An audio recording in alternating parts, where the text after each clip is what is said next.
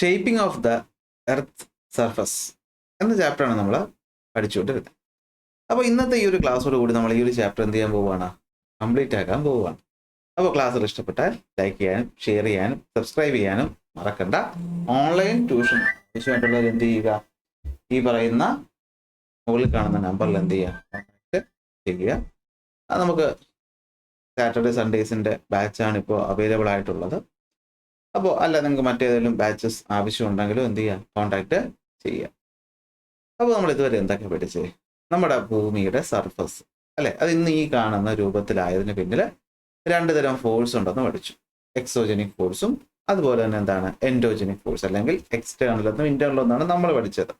അതിലെ ഇന്റേണൽ ഫോഴ്സിനകത്താണ് നമ്മൾ theory of plate tectonics ഒക്കെ പഠിച്ചത്. പ്ലേറ്റുകൾ മൂവ് ചെയ്യും, convergent margin, divergent margin, transfer margin. പിന്നെ നമ്മൾ എന്ത് പഠിച്ചു, നമ്മുടെ ഭൂമിയുടെ സർഫസിന് പുറത്തല്ലേ വെതറിങ് നടക്കും, അതിന്റെ ഫലമായിട്ട് പാറകൾ പൊടിയും, അത് ഇറോഷൻ സംഭവിക്കും, ഒരിടത്ത് കൊണ്ടുപോയി ഡെപ്പോസിറ്റ് ചെയ്യുകയും ചെയ്യും. അത് ചെയ്യുന്ന ആൾക്കാരെയാണ് നമ്മൾ എന്താണ് ഗ്രഡേഷൻ ഏജന്റുകൾ എന്ന് പറഞ്ഞത് അല്ലെ. അഗ്രഡേഷനും ഡീഗ്രഡേഷനും കൂടി ചേർന്ന ഗ്രഡേഷൻ. അതിലെ ഏജന്റുകൾ എന്ന് പറയുന്നത് ആരൊക്കെയായിരുന്നു, വിൻഡ് അല്ലെ, റിവറിന്റെ പഠിച്ചു, വിൻഡ് പഠിച്ചു, ഗ്ലേഷ്യർ പഠിച്ചു, അതുപോലെ നമ്മുടെ സർഫസിനകത്ത് പോകുന്ന വാട്ടറിന്റെ കാര്യമൊക്കെ പഠിച്ചു. അപ്പോൾ ഇവരെല്ലാവരും കൂടി ചേർന്ന് നമ്മുടെ ഭൂമിയിൽ ഉണ്ടാക്കുന്ന ലാൻഡ് ഫോമുകൾ. അപ്പോൾ ലാൻഡ് ഫോമുകൾ ഉണ്ടാകുന്നതിന് പിന്നിലുള്ള റീസൺസ് പറഞ്ഞാൽ അതിൽ വെതറിങ്ങും ഇറോഷനും ട്രാൻസ്പോർട്ടേഷനും ഡെപ്പോസിഷനും തന്നെയാണ്. ഇത് ചെയ്യുന്നത് ആരൊക്കെയായിരിക്കും, ഇത് ചെയ്യുന്നത് നമ്മുടെ ഇന്റേണൽ ഫോഴ്സുകളും ചെയ്യാറുണ്ട്, അതുപോലെ തന്നെ എന്ത് ചെയ്യാറുണ്ട്, എക്സ്റ്റേണൽ ഫോഴ്സുകളും ചെയ്യാറുണ്ട്. ഇത് കാരണമാണ് പലതരം ലാൻഡ് ഫോംസ് ഉണ്ടാകുന്നത്. അതിൽ പ്രധാനപ്പെട്ട കുറച്ച് ലാൻഡ് ഫോംസ് ആയിട്ടുള്ള മൗണ്ടൻസ്, പ്ലേറ്റ്യൂസ്, പിന്നെ റിവർ ഉണ്ടാക്കുന്നത്, ഗ്ലേഷ്യർ ഉണ്ടാക്കുന്നത്, പിന്നെ കോസ്റ്റൽ ഏരിയാസിൽ വരുന്ന കുറച്ച് ലാൻഡ് ഫോംസും ഒക്കെയാണ് നമ്മൾ ഇന്ന് പഠിക്കാനായിട്ട് പോകുന്നത്. അപ്പോൾ റെഡിയല്ലേ? അപ്പോൾ തുടങ്ങിയാലോ. ആദ്യം നമ്മൾ പഠിക്കാൻ പോകുന്നത് മൗണ്ടൻസിനെ പറ്റിയാണ്. അപ്പോൾ മൗണ്ടൻസ്, അപ്പോൾ അതിന് മുന്നേ നമുക്കറിയാം എന്താണ് ലാൻഡ് ഫോംസ് ഉണ്ടാകുന്നത്, ഇന്റേണലും എക്സ്റ്റേണലുമായിട്ടുള്ള ഫോഴ്സുകളാണ്. അത് പെർമനന്റ് അല്ല, അത് മാറിക്കൊണ്ടേ ഇരിക്കുന്നു. അതിൽ നമ്മൾ ആദ്യം പഠിക്കാൻ പോകുന്നതാണ് മൗണ്ടൻസിനെ പറ്റിയിട്ട്. എന്താ ഒരു മൗണ്ടൻ എന്ന് വെച്ചാൽ നമുക്കറിയാം അല്ലെ, നല്ല കൂർത്ത് ഉയർന്ന് പൊങ്ങി നല്ല നല്ല ഹൈറ്റ് കാണുന്ന പാറകളൊക്കെയാണ് നമ്മൾ സാധാരണ മൗണ്ടനുകൾ എന്ന് പറയുന്നത്. അപ്പോൾ ഹൈ ആയിട്ടുള്ള, ഉയരം കൂടിയിട്ടുള്ള, സ്റ്റീപ്പായ സൈഡുകളുള്ള, ചരിഞ്ഞ സൈഡുകളുള്ള പീക്സ് അല്ലെ, കൊടുമുടികളും അതുപോലെ തന്നെ റിഡ്ജസ് അല്ലെ, ഈ പറയുന്ന മൗണ്ടൻസ് ഇങ്ങനെ തമ്മിൽ കണക്ട് ചെയ്യുന്ന റിഡ്ജസും ഒക്കെ കാണുന്ന ലാൻഡ് ഫോംസ് ആണ് എന്ത്, മൗണ്ടൻസ് എന്ന് പറയുന്നത്. മൗണ്ടൻസ് ഉണ്ടാക്കുന്നത് ആരാണ്, ഇന്റേണൽ ഫോഴ്സുകളാണ്. ആരാണ്, ഇന്റേണൽ ഫോഴ്സുകളാണ്. അതായത് ഈ പറയുന്ന കാറ്റിനും വെള്ളത്തിനും ഒന്നും മൗണ്ടൻസ് ഒന്നും ഉണ്ടാക്കാൻ പറ്റത്തില്ല. അപ്പോൾ മൗണ്ടൻസ് ഉണ്ടാക്കുന്ന ഫോഴ്സുകൾ ആരാണ്, ഇന്റേണൽ ഫോഴ്സ് എന്ന് വെച്ചാൽ നിങ്ങൾക്കറിയാം എന്താണ്, ചുട്ടുപഴുത്ത കോറ്. അത് കാരണം കൺവെക്ഷൻ കറണ്ട് ഉണ്ടായിട്ട് മാഗ്മ മൂവ് ചെയ്യും. ആ മാഗ്മയായ മോൾട്ടനിന്റെ മുകളിൽ ഇരിക്കുന്നതാണ് നമ്മുടെ ടെക്ടോണിക് പ്ലേറ്റ്. അപ്പോൾ അത് പരസ്പരം തെന്നിമാറും. അപ്പോൾ അങ്ങനെ മൗണ്ടൻസ് പ്രധാനമായിട്ടും 3 തരമാണുള്ളത്. നമുക്ക് രണ്ടിനെ പറ്റി പഠിച്ചാൽ മതി, എങ്കിലും ടെക്സ്റ്റ് ബുക്കിൽ പറഞ്ഞിട്ടുള്ളതുകൊണ്ട് നമ്മൾ 3ന്റെ പേരൊന്ന് പഠിക്കണം. Fold mountain, volcanic mountain, block അല്ലെങ്കിൽ ഫോൾട്ട് മൗണ്ടൻ എന്നിങ്ങനെ 3 തരത്തിലാണ് പർവ്വതങ്ങൾ രൂപീകരിക്കുന്നത്. അതിലാദ്യം വരുന്നതാണ് ഫോൾഡ് മൗണ്ടൻ. നമ്മൾ ഓൾറെഡി കൺവേർജന്റ് മാർജിൻ പഠിച്ച സമയത്ത് പഠിച്ച കാര്യമാണ് അല്ലെ. നമ്മൾ ഈ പറയുന്ന 2 ടെക്ടോണിക് പ്ലേറ്റുകൾ പരസ്പരം എന്ത് ചെയ്യും, അടുത്തേക്ക് വന്ന് കൂടിച്ചേരും. എന്ത് പറ്റും, ഞാനൊരു കഥ പറഞ്ഞു തരട്ടെ. പണ്ട് വർഷങ്ങൾക്ക് മുമ്പ് ഇവിടെ നമ്മുടെ യുറേഷ്യൻ പ്ലേറ്റ് എന്ന് പറയുന്ന ഒരു പ്ലേറ്റ് ഉണ്ടായിരുന്നു. എന്തുകൊണ്ടായിരുന്നു, യുറേഷ്യൻ പ്ലേറ്റ് നിങ്ങൾ മേജർ പ്ലേറ്റ് പഠിച്ചതാണ്. ഇതിന്റെ താഴ്വശത്തായിട്ട് എന്തുണ്ടായിരുന്നു, മറ്റൊരു പ്ലേറ്റ് ഉണ്ടായിരുന്നു. അതിന്റെ പേര് നമ്മൾ പഠിച്ചതാണ് എന്താണ്, ഇൻഡോ ഓസ്ട്രേലിയൻ പ്ലേറ്റ്. ഈ രണ്ടിനും ഇടയിലായിട്ട് ചെറിയൊരു ഭാഗം ഉണ്ടായിരുന്നു, ഒരു കടലുണ്ടായിരുന്നു. അതിന്റെ പേരാണ് തെത്തിസ് എന്ന് പറഞ്ഞ കടലുണ്ടായിരുന്നു. ഒരുപാട് വർഷങ്ങൾക്ക് മുമ്പ് ഈ ഇൻഡോ ഓസ്ട്രേലിയൻ പ്ലേറ്റ് ആരടുത്തേക്ക് വന്ന് കൺവേർജ് ചെയ്തു, യുറേഷ്യൻ പ്ലേറ്റ് അടുത്ത് വന്ന് കൺവേർജ് ചെയ്തപ്പോൾ ഈ തെത്തിസ് എന്ന് പറയുന്ന പ്ലേറ്റ് എന്ത് ചെയ്തു, ഇങ്ങനെ മടങ്ങി. നമ്മളിങ്ങനെ ഒരു പ്ലേറ്റിനെ എടുത്ത് നമ്മളിങ്ങനെ പ്രസ് ചെയ്ത് കഴിയാൻ പറ്റും, അത് മടങ്ങി ചുരുങ്ങി ഇങ്ങനെ ഒടിഞ്ഞു പോകും അല്ലെ. അങ്ങനെ ഒതുങ്ങി ചുരുങ്ങി കുറച്ച് കഴിഞ്ഞപ്പോഴത്തേക്ക് എന്ത് പറ്റി, ഈ പറഞ്ഞ യുറേഷ്യൻ പ്ലേറ്റിന്റെ തൊട്ട് താഴെ ഇൻഡോ ഓസ്ട്രേലിയൻ പ്ലേറ്റ് വന്നു. ഇവിടെ ആയിട്ട് എന്ത് വന്നു, ഒരു ഉയർന്ന പർവ്വതവും ഇങ്ങനെ രൂപപ്പെട്ട് വന്നു. ആ രൂപപ്പെട്ട പർവ്വതമാണ് എന്ത്, നമ്മുടെ ഹിമാലയ പർവ്വതം എന്ന ഫോൾഡ് മൗണ്ടൻസ്. കാരണം ഈ ഹിമാലയത്തിന്റെ പുറത്ത് നിന്ന് നമുക്ക് കുറച്ച് മറൈൻ അനിമൽസിന്റെ ഫോസിൽസ് ഒക്കെ കിട്ടിയിട്ട് അപ്പോൾ ഈ തെത്തിസി എന്നൊക്കെ പറഞ്ഞത് ശരിയാണെന്ന് മനസ്സിലായി. അപ്പൊ അത്രയൊന്നും അറിയണ്ട, ജസ്റ്റ് അറിഞ്ഞാൽ മതി. പ്ലേറ്റുകൾ പരസ്പരം കൂടിച്ചേരുമ്പോൾ അവർ തമ്മിൽ കൂട്ടിയിടിക്കുമ്പോൾ പാറകൾ ലെയറുകളായിട്ട് മടങ്ങുകയും അങ്ങനെ ഉണ്ടാകുന്നതാണ് മടക്ക് പർവ്വതങ്ങൾ അല്ലെങ്കിൽ ഫോൾഡ് മൗണ്ടൻ. നമ്മുടെ ഇന്ത്യയിലുള്ള ഹിമാലയ പർവ്വതം ഏറ്റവും യങ്ങസ്റ്റ് ആയിട്ടുള്ള, ഏറ്റവും പ്രായം കുറഞ്ഞ ഫോൾഡ് മൗണ്ടൻ. നമ്മുടെ യൂറോപ്പിൽ കാണുന്ന ആൽപ്സ് പർവ്വത നിരകൾ, അതുപോലെ നോർത്ത് അമേരിക്കയിൽ കാണുന്ന റോക്കീസ്, ഇതൊക്കെ എന്തിനു ഉദാഹരണമാണ്, ഫോൾഡ് മൗണ്ടൻസിന് എക്സാമ്പിളാണ്. അപ്പോൾ മൗണ്ടൻ എന്ന് വെച്ചാൽ എന്താണ്, വളരെയധികം ഉയരം കൂടിയ, സ്റ്റീപ്പായിട്ടുള്ള, സ്ലോപ്പുള്ള, റിഡ്ജസുകളൊക്കെ ഉള്ള ഒരു ഉയർന്ന ഇതുപോലെ കാണുന്ന ഒന്നാണ് എന്ത്, മൗണ്ടൻ എന്ന് പറയുന്നത്. മൗണ്ടൻ പ്രധാനമായിട്ട് ഉണ്ടാകുന്നത് ഇന്റേണൽ ഫോഴ്സുകൾ കാരണമാണ്. മൗണ്ടൻസ് നമുക്ക് എത്രയായിട്ട് തിരിക്കാം? 3 ആയിട്ട് തിരിക്കാൻ പറ്റും. Fold mountains, volcanic mountains, block അല്ലെങ്കിൽ ഫോൾട്ട് മൗണ്ടൻസ്. നമ്മൾ അതിന്റെ ഫോൾഡ് മൗണ്ടൻ പഠിച്ചു. എങ്ങനെയാണ് ഉണ്ടാകുന്നത്? ഈ പറയുന്ന പ്ലേറ്റുകൾ തമ്മിൽ കൺവേർജ് ചെയ്യുന്ന സമയത്ത് പ്രഷർ കൂടി പാറകൾ മടങ്ങി ഉണ്ടാകുന്നതാണ് മടക്ക് പർവ്വതങ്ങൾ. ഈ മടങ്ങിയ ഭാഗം മുകളിലേക്ക് ഉയരപ്പെടുകയും അതൊരു മൗണ്ടനായിട്ട് മാറുകയും ചെയ്യുന്നു. ഏഷ്യയിലെ ഹിമാലയം, യൂറോപ്പിലെ Alps, Rocky Mountains of the North അമേരിക്കയൊക്കെ ഉദാഹരണം. എന്നാൽ പിന്നെ എന്താണ് ഈ പറയുന്ന വോൾക്കാനിക് മൗണ്ടൻസ് എന്ന് വെച്ച് കഴിഞ്ഞാൽ? അപ്പോൾ വോൾക്കാനിക് മൗണ്ടൻസ് എന്ന് വെച്ച് കഴിഞ്ഞാൽ നിങ്ങൾക്കറിയാം, അഗ്നിപർവ്വതങ്ങൾ, വോൾക്കാനോസ് അല്ലെ. അതായത് ഇവിടെ എവിടെയോ എന്തുണ്ടായിരുന്നു? മാഗ്മ ഉണ്ടായിരുന്നു. ഈ മാഗ്മ ഈ മൗണ്ടന്റെ ഈ മുകളിലൂടെ ഉയർന്ന്, പണ്ട് ഇത്രയും പൊക്കമൊന്നും ഇല്ലായിരുന്നു, പക്ഷെ എന്ത് പറ്റി? ഉയർന്ന് ഇങ്ങനെ ഒഴുകി വന്നു. ഈ ഒഴുകി വന്ന ഭാഗം ഇങ്ങനെ ഇരുന്നിരുന്നിരുന്ന് കട്ടിയായി കട്ടിയായി കട്ടിയായി വീണ്ടും അഗ്നിപർവ്വതം പൊട്ടി, അങ്ങനെ വീണ്ടും വന്ന ലെയറായി ആഷസ് ഒക്കെ കൂടി കൂടി കൂടി കൂടി കൂടി കൂടി ബിൽഡപ്പ് ചെയ്താണ് ഇന്ന് ഈ കാണുന്ന പോലത്തെ മൗണ്ടൻ ഉണ്ടാകുന്നത്. അപ്പൊ എന്തായിരിക്കും? മാഗ്മ എന്ന് പറയുന്ന സാധനം, ഭൂമിക്ക് അടിയിലുള്ള ഉരുകിയ പാറയല്ലേ നമ്മൾ മാഗ്മ എന്ന് വിളിക്കുന്നത്. അതെന്ത് ചെയ്യും? ഭൂമിയുടെ സർഫസിലോട്ട് വരും. അപ്പൊ അതിന് വിളിക്കുന്ന പേര് ലാവ എന്നാണ് കേട്ടോ. നമ്മൾ ലാവ ഫ്ലോ എന്നൊക്കെ പറഞ്ഞു പഠിച്ചിട്ടുള്ളത്. ഇവിടെ മാഗ്മ എന്ന് കേട്ടോ. അപ്പൊ സംഭവം ഇത്രയേ ഉള്ളൂ. നമ്മുടെ ഭൂമിയിൽ ചില സ്ഥലത്ത് ചില ക്രാക്കുകൾ ഉണ്ടാവും. ലിത്തോസ്ഫിയർ പ്ലേറ്റിന്റെ ഇടയിലുള്ള ക്രാക്കുകൾ. ഈ ക്രാക്ക് വഴി മാഗ്മ പുറത്തു വരും. പുറത്തു വന്ന് മാഗ്മ വിളിക്കുന്ന പേരെന്താ? ലാവ. ഈ ലാവ തണുക്കും. എന്നിട്ട് എന്ത് ചെയ്യും? അവിടെ തണുത്തുറങ്ങും. ലാവ തണുത്താൽ കിട്ടുന്നത് എന്താ? പാറയാണ്, റോക്സ് ആണ് കിട്ടുന്നത്. അങ്ങനെ കോൺ ഷേപ്പിലുള്ള മൗണ്ടൻസ് നമുക്ക് കിട്ടും. അങ്ങനെ എന്ത് കിട്ടും? കോൺ ഷേപ്പിലുള്ള മൗണ്ടൻസ് കിട്ടും. അപ്പൊ അത്തരം മൗണ്ടൻസിനാണ് നമ്മൾ വോൾക്കാനിക് മൗണ്ടൻസ് എന്ന് വിളിക്കുന്നത്. ചിലപ്പോൾ വോൾക്കാനിക് മൗണ്ടൻസ് ഇപ്പോഴും എന്തായിരിക്കും? ആക്റ്റീവ് ആയിരിക്കും. എന്ന് വെച്ചാൽ ഇപ്പോഴും ഇടയ്ക്കിടയ്ക്ക് എപ്പോഴൊക്കെ എന്ത് ചെയ്യാറുണ്ട്? ഇടയ്ക്കിടയ്ക്ക് പൊട്ടാറുണ്ട്. നമ്മുടെ ഇന്ത്യയിൽ ഒരു വോൾക്കാനിക് മൗണ്ടൻ ഉണ്ട്. നിങ്ങൾക്ക് അറിയാമോ അത് എവിടെയാണെന്ന്? അതെ, നമ്മുടെ ഇന്ത്യയിൽ തന്നെ ഒരു അഗ്നിപർവ്വതം ഉണ്ട്. അതായത് ഇന്ത്യൻ മെയിൻലാൻഡിലല്ല, എവിടെയാണെന്നുള്ളത് നിങ്ങൾക്ക് അറിയാമെങ്കിൽ എന്ത് ചെയ്യുക? ഒന്ന് കമന്റ് ആയിട്ട് പറയുക. ഉണ്ട്, എന്തായാലും ഒരെണ്ണം നമുക്ക് ഉണ്ട്, അറിയാമെന്നുള്ളവർ എന്ത് ചെയ്യുക? കമന്റ് ആയിട്ട് പറയുക. കമന്റ് വന്നു കഴിഞ്ഞാൽ ഞാനതിനെ ശരിയാണോ അല്ലേ എന്നുള്ളത് പറഞ്ഞുതരാം. ചിലത് എന്തായിരിക്കാം? ഡോർമെന്റ് ആയിരിക്കാം. എന്ന് വെച്ചാൽ പണ്ടെപ്പോഴും പൊട്ടിയിട്ടുണ്ട്, ഇനി പൊട്ടുമെന്ന് ചോദിച്ചാൽ ചാൻസ് ഇല്ല, ഇപ്പൊ വിശ്രമത്തിലാണ്. ഓക്കെ, എന്നാലും ചിലപ്പോൾ ആക്റ്റീവ് ആകാം. എന്നാൽ ഇനി ആക്റ്റീവ് ആകത്തേ ഇല്ലെങ്കിൽ അത് നമ്മൾ എന്ത് വിളിക്കും? എക്സ്റ്റിങ്ക്റ്റ് എന്ന് വിളിക്കും. ഇന്ത്യയിലുള്ളത് ഇപ്പോൾ ഡോർമെന്റ് ആയിട്ടിരിക്കുകയാണ്. എൻ്റെ ഓർമ്മ ശരിയാണെങ്കിൽ 2013 എന്തോ എന്ത് ചെയ്തിട്ടുണ്ട്? ഈ അഗ്നിപർവ്വതം ആക്റ്റീവ് ആയിട്ടുണ്ട്. ശരി, അപ്പൊ അതാണ് എന്താ? നമ്മുടെ വോൾക്കാനിക് മൗണ്ടൻ എന്ന് പറയുന്നത്. അപ്പോൾ വോൾക്കാനിക് മൗണ്ടൻ ഉണ്ടാകുന്നത് എന്തുകൊണ്ടാണ്? ഈ പറഞ്ഞ മാഗ്മ സർഫസിൽ വന്ന് തണുത്തുറയുന്ന കാരണം ഉണ്ടാകുന്നതാണ് മാഗ്മ. അങ്ങനെ ഇത് പലതവണ റിപ്പീറ്റ് ചെയ്യുമ്പോഴത്തേക്കും അതൊരു കോൺ ഷേപ്പിലുള്ളൊരു പർവ്വതമായിട്ട് മാറുകയും ചെയ്യും. ഓക്കെ, അപ്പൊ ഇത് കോൺ ഷേപ്പിലാണ് കാണപ്പെടുന്നത്. നമുക്ക് ഉദാഹരണങ്ങൾ നോക്കാം. ഇവിടെ കണ്ട മൗണ്ട് ഫിജി. മൗണ്ട് ഫിജി എവിടെയാണ്? ജപ്പാനിലാണ്. അടുത്ത് ആഫ്രിക്കയിൽ കാണുന്നതാണ് എന്ത്? കിളിമഞ്ചാരോ. അടുത്ത് ഇറ്റലി കാണുന്നതാണ് എന്ത്? Mount Vesuvius. ഓക്കെ, അപ്പൊ ഇതൊക്കെയാണ് പ്രധാനപ്പെട്ടത്. ഉദാഹരണം പഠിക്കണമെന്ന് ചോദിച്ചാൽ ഉറപ്പായിട്ടും പഠിക്കണം. എക്സാമ്പിൾസ് ഇമ്പോർട്ടൻ്റ് ആണ്. അപ്പോൾ മൗണ്ട് ഫ്യൂജി, ഫ്യൂജി എന്ന് പറയുമ്പോൾ കേൾക്കുമ്പോൾ തന്നെ നമുക്ക് അല്ലേ ജപ്പാൻ എന്ന് ഓർമ്മ വരും. കിളിമഞ്ചാരോ ചിലപ്പോൾ കിട്ടണമെന്നില്ല. എവിടെയാണ്? ആഫ്രിക്കയിലാണ്. പഠിച്ചോളണം. Mount Vesuvius, Italy. Mount Vesuvius, Italy. ഇതാണ് പ്രധാനപ്പെട്ട പർവ്വതങ്ങൾ. പിന്നെ ഈ ബ്ലോക്ക് അല്ലെങ്കിൽ ഫോൾട്ട് മൗണ്ടൻസിനെ പറ്റിയിട്ട് നമുക്കിവിടെ ഒന്നും തന്നെ പറഞ്ഞിട്ടില്ലാത്തതുകൊണ്ട് പേര് മാത്രം പഠിച്ചു വെച്ചാൽ മതി. എന്താണ് ബ്ലോക്ക് മൗണ്ടൻ? ഞാൻ വേണമെങ്കിൽ പറഞ്ഞുതരാം. നമ്മുടെ ഇന്ത്യയിലെ വിന്ധ്യ സത്പുര എന്ന് പറയുന്ന പർവ്വതങ്ങളുണ്ട്. കേട്ടിട്ടുണ്ടോ നിങ്ങൾ? വിന്ധ്യ സത്പുര. അപ്പോൾ ഇതാണ് നമ്മുടെ ഇന്ത്യയുടെ ഹെഡിന്റെ ഭാഗമായിട്ട് കണക്കാക്കുക. ഇവിടെയാണ് നമ്മുടെ ഗുജറാത്ത് എങ്കിൽ ഈ ഒരു ഭാഗത്തായിട്ട് 2 പർവ്വതങ്ങളുണ്ട്. അതിന്റെ പേരാണ് വിന്ധ്യയും സത്പുരയും. ഓക്കെ, വിന്ധ്യയും സത്പുരയും. ഈ വിന്ധ്യ സത്പുര പർവ്വതങ്ങൾ എന്ന് പറയുന്നത് എന്താണ്? ഇത്തരത്തിലുള്ള ബ്ലോക്ക് അല്ലെങ്കിൽ ഫോൾട്ട് മൗണ്ടൻസിന് ഉദാഹരണം. റിഫ്റ്റ് വാലി എന്നൊക്കെ നമ്മൾ പറയും. ഓക്കെ, ഇതിന്റെ ഇടയിൽ കൂടിയാണ് നർമ്മദ നദിയൊക്കെ ഒഴുകുന്നത്. അപ്പോൾ ഒന്ന് അറിഞ്ഞു വെച്ചാൽ മതി. പഠിക്കാൻ എന്താണ് നമുക്ക് വളരെ ആവശ്യമില്ലാത്ത പോയിന്റിലോട്ട് പോകണം. സെറ്റ് അല്ലേ? എന്നാൽ പിന്നെ അടുത്തിലോട്ട് പോയാലോ? പ്ലേറ്റ്യൂസ്. എന്താണ് പ്ലേറ്റ്യൂ എന്ന് വെച്ച് കഴിഞ്ഞാൽ? പ്ലേറ്റ്യൂ എന്ന് വെച്ച് കഴിഞ്ഞാൽ ഇവിടെ നിങ്ങൾ നോക്കിയാൽ കാണാൻ പറ്റുന്നുണ്ട്. കണ്ടോ പ്ലേറ്റ്യൂ? കണ്ടോ? ഒരു പ്ലേറ്റ് എടുത്ത് വെച്ചേക്കുന്ന പോലെ. നമ്മൾ പ്ലേറ്റ് ഭക്ഷണം കഴിക്കാൻ നമ്മൾ പ്ലേറ്റ് ഉപയോഗിക്കുന്നത് എന്തിനാ? സർഫസിൽ നിന്ന് മാറി മറ്റൊരു സാധനം അല്ലേ? അപ്പൊ അതുപോലെ മറ്റ് സർഫസിൽ നിന്നൊക്കെ, അതായത് മറ്റ് നിരന്ന് കിടക്കുന്ന സർഫസിൽ നിന്ന് ഉയർന്ന് കാണപ്പെടുന്ന ഒരു ടേബിളൊക്കെ ഇട്ടേക്കുന്ന പോലെ ടേബിൾ ലൈക്ക് ലാൻഡ് ഫോം ആണ് എന്തെന്ന് പറയുന്നത്? പ്ലേറ്റ്യൂ എന്ന് പറയും. അപ്പൊ എന്തുവാ പ്ലേറ്റ്യൂ എന്ന് വെച്ച് കഴിഞ്ഞാൽ? ഉയരം കൂടിയ ഫ്ലാറ്റ് ആയ ടോപ്പുള്ള സ്റ്റീപ്പായ സൈഡുകളുള്ള ടേബിൾ ലാൻഡ് ഫോമിനെയാണ് നമ്മൾ എന്ത് വിളിക്കുന്നത്? പ്ലേറ്റ്യൂ എന്ന് വിളിക്കുന്നത്. എന്ത് വിളിക്കുന്നത്? പ്ലേറ്റ്യൂസ് എന്ന് വിളിക്കുന്നത്. അപ്പോൾ പ്ലേറ്റ്യൂസ് 2 തരത്തിലാണ് ഉണ്ടാകുന്നത്. അപ്പൊ നമുക്ക് നോക്കാം എന്താ പ്ലേറ്റ്യൂ എന്ന് വെച്ച് കഴിഞ്ഞാൽ? ഫ്ലാറ്റ് ടോപ്പായിട്ടുള്ള ഉയരം കൂടിയ എന്താണ് സ്റ്റീപ്പായ സ്ലോപ്പ് വരുന്ന പർവ്വതങ്ങളെയാണ്, ടേബിൾ ലാൻഡിനെയാണ് നമ്മൾ എന്ത് വിളിക്കുന്നത്? നമ്മൾ പ്ലേറ്റ്യൂസ് എന്ന് വിളിക്കുന്നത്. അപ്പോൾ ഉയരം കൂടിയതായതുകൊണ്ട് നമ്മൾ ഇതിനെ റൂഫ് ഓഫ് ദ വേൾഡ് എന്ന് വിളിക്കും. നിങ്ങൾ പാമീർ എന്ന് പറയുന്ന ഒരു സ്ഥലത്തെ പറ്റി കേട്ടിട്ടുണ്ടോ? Pamir, roof of the world നമ്മൾ അറിയപ്പെടുന്ന ഒരു സ്ഥലമാണ് പാമീർ പ്ലേറ്റു എന്ന് പറയുന്നത്. നമ്മുടെ ഇന്ത്യയൊക്കെ ഇട്ട് കുറച്ച് മുകളിലായിട്ടാണ് ഈ പാമീർ എന്ന് പറയുന്ന പീഠഭൂമി ഉള്ളത്. ഓക്കെ, പാമീർ എന്ന് വെച്ചപ്പോൾ എന്താണ്?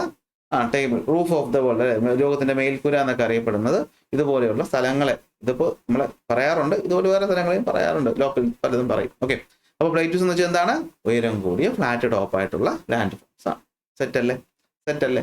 രണ്ട് രീതിയിലാണ് അത് ഫോം ചെയ്യുന്നത്. ഒന്ന് ടെക്ടോണിക് അപ്ലിഫ്റ്റ്മെന്റ് കാരണം, മറ്റൊന്ന് വോൾക്കാനിക് ആക്ടിവിറ്റി കാരണം. അപ്പോൾ രണ്ട് രീതിയിലുണ്ടാകും, ടെക്ടോണിക് അപ്ലിഫ്റ്റ്മെന്റും വോൾക്കാനിക് ആക്ടിവിറ്റി. തൊട്ട് മുന്നേ പഠിച്ചതുമായിട്ട് സാമ്യം തോന്നുന്നുണ്ടോ? ഉണ്ടല്ലേ. നമ്മൾ ഫോൾഡ് മൗണ്ടൻ ഉണ്ടായതും ടെക്ടോണിക് ആക്ടിവിറ്റി തന്നെയാണ്. വോൾക്കാനിക് മൗണ്ടൻസ് ഉണ്ടായതും വോൾക്കാനിക് ആക്ടിവിറ്റി കാരണമാണ്. പ്ലേറ്റ്യൂ ഉണ്ടാകുന്നതും അതേ സംഭവം തന്നെ. വ്യത്യാസം എന്താ? മൗണ്ടൻ ആകുമ്പോൾ ഇങ്ങനെ കൂർത്തിരിക്കും, പ്ലേറ്റ്യൂസ് ആകുമ്പോൾ ഇങ്ങനെ പരന്നിരിക്കും. ഇത്രയേ ഉള്ളൂ വ്യത്യാസം. ഇതാണ് അതിൻ്റെ ഒരു ബേസിക് ഐഡിയ.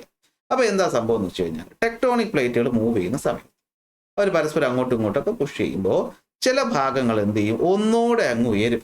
അതായത് ഇങ്ങനെ കൂർത്ത് മടങ്ങി പോകുന്നൊന്നുമല്ല, ഒന്നോടെ അങ്ങ് എന്ത് ചെയ്യും? ഉയരും. Instead of forming mountain, the land is lifted as a broad flat surface creating a plate. കണ്ടോ? അപ്പോൾ എന്താണ്? ഇങ്ങനെ ഇടിച്ച് ചേർന്ന് ചതഞ്ഞും പറഞ്ഞും ഇങ്ങനെ പോകുന്നതല്ല. പിന്നെ എങ്ങനെയാണ്? ഇടിച്ചു കഴിയുമ്പോഴത്തേക്ക് ഒരു ഭാഗം മൊത്തത്തിൽ അങ്ങ് ഉയർന്നാൽ അതാണ് എന്തെന്ന് പറയുന്നത്? ടെക്ടോണിക് ആക്ടിവിറ്റി കാരണം ഉണ്ടാകുന്ന പ്ലേറ്റ്യൂ എന്ന് പറയുന്നത്. ഓക്കെ, ഉദാഹരണം നമ്മുടെ ടിബറ്റൻ പ്ലേറ്റ്യൂ. ടിബറ്റ് എവിടെയാണെന്ന് അറിയാമോ? നമ്മുടെ ഇന്ത്യയുടെ നോർത്തില്, ജമ്മു കാശ്മീരിന്റെ ഒക്കെ വലതുവശത്തായിട്ട് ടിബറ്റ്, ലഡാക്ക്, ടിബറ്റ്, ആ ഭാഗം. ലഡാക്കും എന്താണ്? ഒരു പ്ലേറ്റ്യൂ ആണ്. നമ്മുടെ കേരളത്തിലെ വയനാട് എന്താണ്? അത് ഒരു പ്ലേറ്റ്യൂ ആണ്. ഓക്കെ, അപ്പോൾ ഇതാണ് എന്ത്? ടെക്ടോണിക് പ്ലേറ്റ്യൂസ് എന്ന് പറയുന്നത്. അപ്പോൾ ടെക്ടോണിക് പ്ലേറ്റ്യൂ ഉണ്ടാകുന്നത് എങ്ങനെയാ? നേരത്തെ പോലെ തന്നെ ഈ പറയുന്ന പ്ലേറ്റുകൾ, ടെക്ടോണിക് പ്ലേറ്റുകൾ മൂവ് ചെയ്യുമ്പോൾ ഒരു ലാർജ് ഏരിയ ആയിട്ട് ഒരുമിച്ച് മുകളിലോട്ട് ഉയർന്നു കഴിഞ്ഞാൽ അതിനെയാണ് നമ്മൾ എന്ത് വിളിക്കുന്നത്? ഈ പറയുന്ന ടെക്ടോണിക് പ്ലേറ്റ്യൂ എന്ന് വിളിക്കുന്നത്. ടിബറ്റൻ പ്ലേറ്റ്യൂ ആണ് ഏറ്റവും നല്ല ഉദാഹരണം എന്ന് പറയുന്നത്. കണ്ടോ പറ്റുന്ന വ്യത്യാസം എന്ന് പറഞ്ഞു കഴിഞ്ഞാൽ, land is lifted as a broad flat surface creating a plateau. ഏതുപോലെ അല്ല, മൗണ്ടൻസ് പോലെ അല്ല. ഇത്രയേ ഉള്ളൂ ടെക്ടോണിക് പ്ലേറ്റ്. എന്നാൽ നമ്മുടെ കേരളത്തിന്റെ കുറച്ച് മുകളിലായിട്ട് ഈ മഹാരാഷ്ട്ര എന്നൊക്കെ പറയുന്ന സ്ഥലം അറിയാവോ? ഗുജറാത്ത്, മഹാരാഷ്ട്രയുടെ ഒക്കെ ഭാഗം. ഇവിടവും ഒരു പ്ലേറ്റ് ആണ്. അതിന്റെ പേരാണ് ഡെക്കാൻ പ്ലേറ്റ്. പക്ഷെ ഡെക്കാൻ പ്ലേറ്റ് ഉണ്ടായത് ഇങ്ങനെ പ്ലേറ്റുകൾ അപ്ലിഫ്റ്റ് ആയതുകൊണ്ടൊന്നുമല്ല. പണ്ട് നേരത്തെ അതേ കഥ. ഏത് കഥ? ഇതാ ഇവിടത്തെ കഥ. ഇൻഡോ ഓസ്ട്രേലിയൻ പ്ലേറ്റ് ഒന്ന് കൂട്ടിയിടിച്ചു യുറേഷ്യൻ പ്ലേറ്റുമായിട്ട് ഇവിടെ ഫോൾഡ് മൗണ്ടൻ ഉണ്ടായി എന്ന് പറഞ്ഞു. അന്ന് ഈ പറയുന്ന ഭാഗങ്ങളിൽ കുറച്ച് വോൾക്കാനിക് ആക്ടിവിറ്റി നടന്നു. പ്ലേറ്റുകൾ കൂട്ടിയിടിക്കുകയല്ലേ, ഭയങ്കര പ്രശ്നമാണ്. അങ്ങനെ വോൾക്കാനിക് ആക്ടിവിറ്റിയുടെ ഫലമായിട്ട് ഈ ഭാഗത്ത് ലാവ ഫ്ലോ ആവുകയും അത് സ്പ്രെഡായി ഒരു കട്ടിയുള്ള ലെയർ ആയിട്ട് മാറുകയും ചെയ്തു. അങ്ങനെ കട്ടിയുള്ള ലെയർ ആയിട്ട് മാറിയപ്പോൾ ആ ഭാഗം എവിടെയാണ്? നമ്മുടെ മഹാരാഷ്ട്രയുടെയൊക്കെ ഒരു ഭാഗമായിട്ട് വരും. ഈ ഭാഗത്തിനാണ് നമ്മൾ എന്ത് വിളിക്കുന്നത്? ഡെക്കാൻ പ്ലേറ്റ്യൂ എന്ന് വിളിക്കും. അപ്പോൾ എന്ത് പറ്റും? ഹ്യൂജ് എമൗണ്ട് ആയിട്ട് മോൾട്ടൺ ലാവ. അപ്പോൾ ഒരു ചെറിയ ക്രാക്കിൽ കൂടെ വന്നു കഴിയുമ്പോഴത്തേക്കും തണുത്ത് അത് വോൾക്കാനോ ആയിട്ട് മാറുമ്പോൾ ഒരു വലിയ എമൗണ്ടിൽ വന്ന് സ്പ്രെഡ് ആവുക. ഓക്കെ, ലാർജ് ഏരിയയിൽ എന്ത് ചെയ്യുന്നു? സ്പ്രെഡ് ആവും. അങ്ങനെ സ്പ്രെഡ് ആകുമ്പോൾ അവിടെ മൊത്തം പാറ ഉണ്ടാവും. അങ്ങനെ ഈ പാറ എന്ത് ചെയ്യും? മറ്റു സ്ഥലത്തിനേക്കാൾ ഉയർന്നിരിക്കുമ്പോൾ this lava cools and solidifies forming a layer by layer. അല്ലെ, ഇത് ലെയർ ആയിട്ട് വർഷങ്ങൾ കഴിയുമ്പോഴത്തേക്കും എന്ത് പറ്റും? അങ്ങനെ ബസാൾട്ട് റോക്കുകളുടെ ഒരു ടേബിൾ പോലെ ഫോം ആകും. ബസാൾട്ട് എന്ന് വെച്ചാൽ എന്താ? ഈ പറയുന്ന ഒരു പാറയുടെ പേരാണ്. ഇഗ്നിയസ് റോക്സിന്റെ ഒരു വെറൈറ്റിയാണ് ബസാൾട്ട് എന്ന് പറയുന്നത്. അങ്ങനെ ഉണ്ടാകുന്നതാണ് ലാവ പ്ലേറ്റ്. ഉദാഹരണം നമ്മുടെ ഡെക്കാൻ പ്ലേറ്റ്യൂ. ഏതാണ്? ഡെക്കാൻ പ്ലേറ്റ്. സെറ്റല്ലേ? മനസ്സിലായില്ലേ? അപ്പൊ എന്താണ് ഡെക്കാൻ പ്ലേറ്റ് എന്ന് വെച്ച് കഴിഞ്ഞാൽ, അല്ലെങ്കിൽ വോൾക്കാനിക് പ്ലേറ്റ് എന്ന് വെച്ച് കഴിഞ്ഞാൽ, റിപ്പീറ്റഡ് ആയി ലാവ ഫ്ലോ നടക്കുകയും അത് സ്പ്രെഡ് ആവുകയും അത് സോൾഡിഫൈ ആവുകയും ചെയ്യുമ്പോഴത്തേക്കും ബസാൾട്ട് റോക്കുകളുടെ ഒരു ലെയർ ഉണ്ടാകും. ആ ലെയറിനെ വിളിക്കുന്ന പേരാണ് വോൾക്കാനിക് പ്ലേറ്റ്. എന്താണ്? Volcanic plate. അപ്പോൾ മൗണ്ടൻസ് ഉണ്ടാകുന്നതും പ്ലേറ്റ്യൂസ് ഉണ്ടാകുന്നതും രണ്ട് പ്രധാനപ്പെട്ട പ്രവർത്തനം കൊണ്ടാണ്. ഒന്ന് ടെക്ടോണിക്കും മറ്റൊന്ന് വോൾക്കാനിക്കും. അവിടെ അത് കൂർത്ത് വന്നപ്പോൾ മൗണ്ടനായി, ഇവിടെ ടേബിൾ പോലെ വന്നപ്പോൾ അത് എന്തായി? പ്ലേറ്റ്യൂ ആയിട്ട് മാറി. ഓക്കെ, ഇനി അടുത്ത് വരുന്നതാണ് പ്ലെയിൻസ് അഥവാ സമതലങ്ങൾ. ഇവിടെയും നമുക്ക് നമ്മുടെ ഇന്ത്യയിലോട്ട് വരാം. അപ്പോൾ നമ്മുടെ ഇന്ത്യ എന്ന് പറയുന്ന ഭാഗം നിങ്ങൾ എടുത്താൽ നിങ്ങൾക്കറിയാം, ഇന്ത്യയുടെ ഈ ഒരു ഭാഗത്ത് കുറച്ച് മൗണ്ടൻസ് ഉണ്ട് അല്ലേ? ഈ മൗണ്ടൻസ് കഴിഞ്ഞിട്ട് നമ്മൾ താഴോട്ട് എടുക്കുന്ന സമയത്ത് ഗുജറാത്ത്, ഈ ഒരു ഭാഗത്തായിട്ട് ഇപ്പം നമ്മൾ പറഞ്ഞ പ്ലേറ്റ്യൂ ഉണ്ട്. ഇത് രണ്ടിൻ്റെ ഇടയിലായിട്ട് ഈ ഒരു ഭാഗമാണ് എന്ത്? നമ്മുടെ ഇന്ത്യയുടെ ഏറ്റവും പോപ്പുലേറ്റഡ് ആയിട്ടുള്ള സ്ഥലമായിട്ടുള്ള എന്തുള്ളത് ഗംഗ ബ്രഹ്മപുത്ര ഇൻഡസ് സമതലം സിറ്റുവേറ്റ് ചെയ്തു. അപ്പൊ എന്താണ് സമതലങ്ങൾ? പേടിക്കേണ്ട, പേര് കേട്ട് പ്ലെയിൻസ്. പ്ലെയിൻ എന്ന് പറഞ്ഞാൽ നിങ്ങൾ എന്ത് പറയും? പറക്കുന്ന പ്ലെയിൻ അല്ല, പ്ലെയിൻ ലാൻഡ് അല്ലെ. ഇങ്ങനെ നീണ്ടു നിവർന്ന് വിസ്തൃതമായിട്ട് കിടക്കുന്ന സ്ഥലത്തിനാണ് നമ്മൾ എന്ത് വിളിക്കുന്നത്? പ്ലെയിൻ എന്ന് വിളിക്കുന്നത്. അപ്പൊ എന്താ പറ്റുന്നതെന്ന് വെച്ച് കഴിഞ്ഞാൽ, ഉദാഹരണം നമുക്ക് ഇന്ത്യയുടെ കാര്യം വരാം. അപ്പൊ Indo Australian plate Eurasian plate കൂട്ടിയിടിച്ചപ്പോൾ ഒരു വലിയ മൗണ്ടൻ ഉണ്ടായി എന്ന് പറയും. ആ മൗണ്ടന്റെ പേരാണ് ഹിമാലയൻ മൗണ്ടൻസ്. അപ്പോൾ ഹിമാലയൻ മൗണ്ടൻസ് കുറച്ച് കഴിഞ്ഞപ്പോഴത്തേക്ക് ഇവിടെ ആയിട്ട് ഇങ്ങനെ ഒരു ടേബിൾ ലൈക്ക് ലാൻഡ് ഉണ്ടായി എന്ന് പറഞ്ഞു. ഇതിനാണ് നമ്മൾ ഡെക്കാൻ പ്ലേറ്റ്യൂ എന്ന് പറഞ്ഞത്. അപ്പോൾ രണ്ടിൻ്റെയും ഇടയിൽ കാണുന്ന ഈ ഒരു ഭാഗം എന്ന് പറയുന്നത് ഇച്ചിരി താഴ്ന്നൊരു ഭാഗമല്ലേ, അല്ലേ? താഴ്ന്നൊരു ഭാഗമുണ്ട്. കുറേ കാലം ഈ ഹിമാലയൻ നദികൾ 3 എണ്ണമാണുള്ളത്: ഇൻഡസ്, ഗംഗ, ബ്രഹ്മപുത്ര. ഈ നദികളിൽ നിന്ന് ഇങ്ങനെ വെള്ളം ഒഴുകി വന്നു. കഴിഞ്ഞ ക്ലാസ് നമ്മൾ പഠിച്ചതാണ്, നദി ഒഴുകുമ്പോൾ നടിയല്ലല്ലോ, നദി എന്ത് ചെയ്യും? റിവർ എന്ത് ചെയ്യും? ഇവിടുന്ന് ചെളി കൊണ്ടുപോകും. ഈ ചെളി കുറച്ച് കഴിയുമ്പോൾ ഡെപ്പോസിറ്റ് ചെയ്യുമെന്ന് പറഞ്ഞു. അങ്ങനെ കാലങ്ങളോളം ഇത് നടന്നു. അങ്ങനെ കാലങ്ങളോളം ഡെപ്പോസിഷൻ നടന്ന് ഈ പറയുന്ന സ്ഥലം എന്തായിട്ട് മാറി?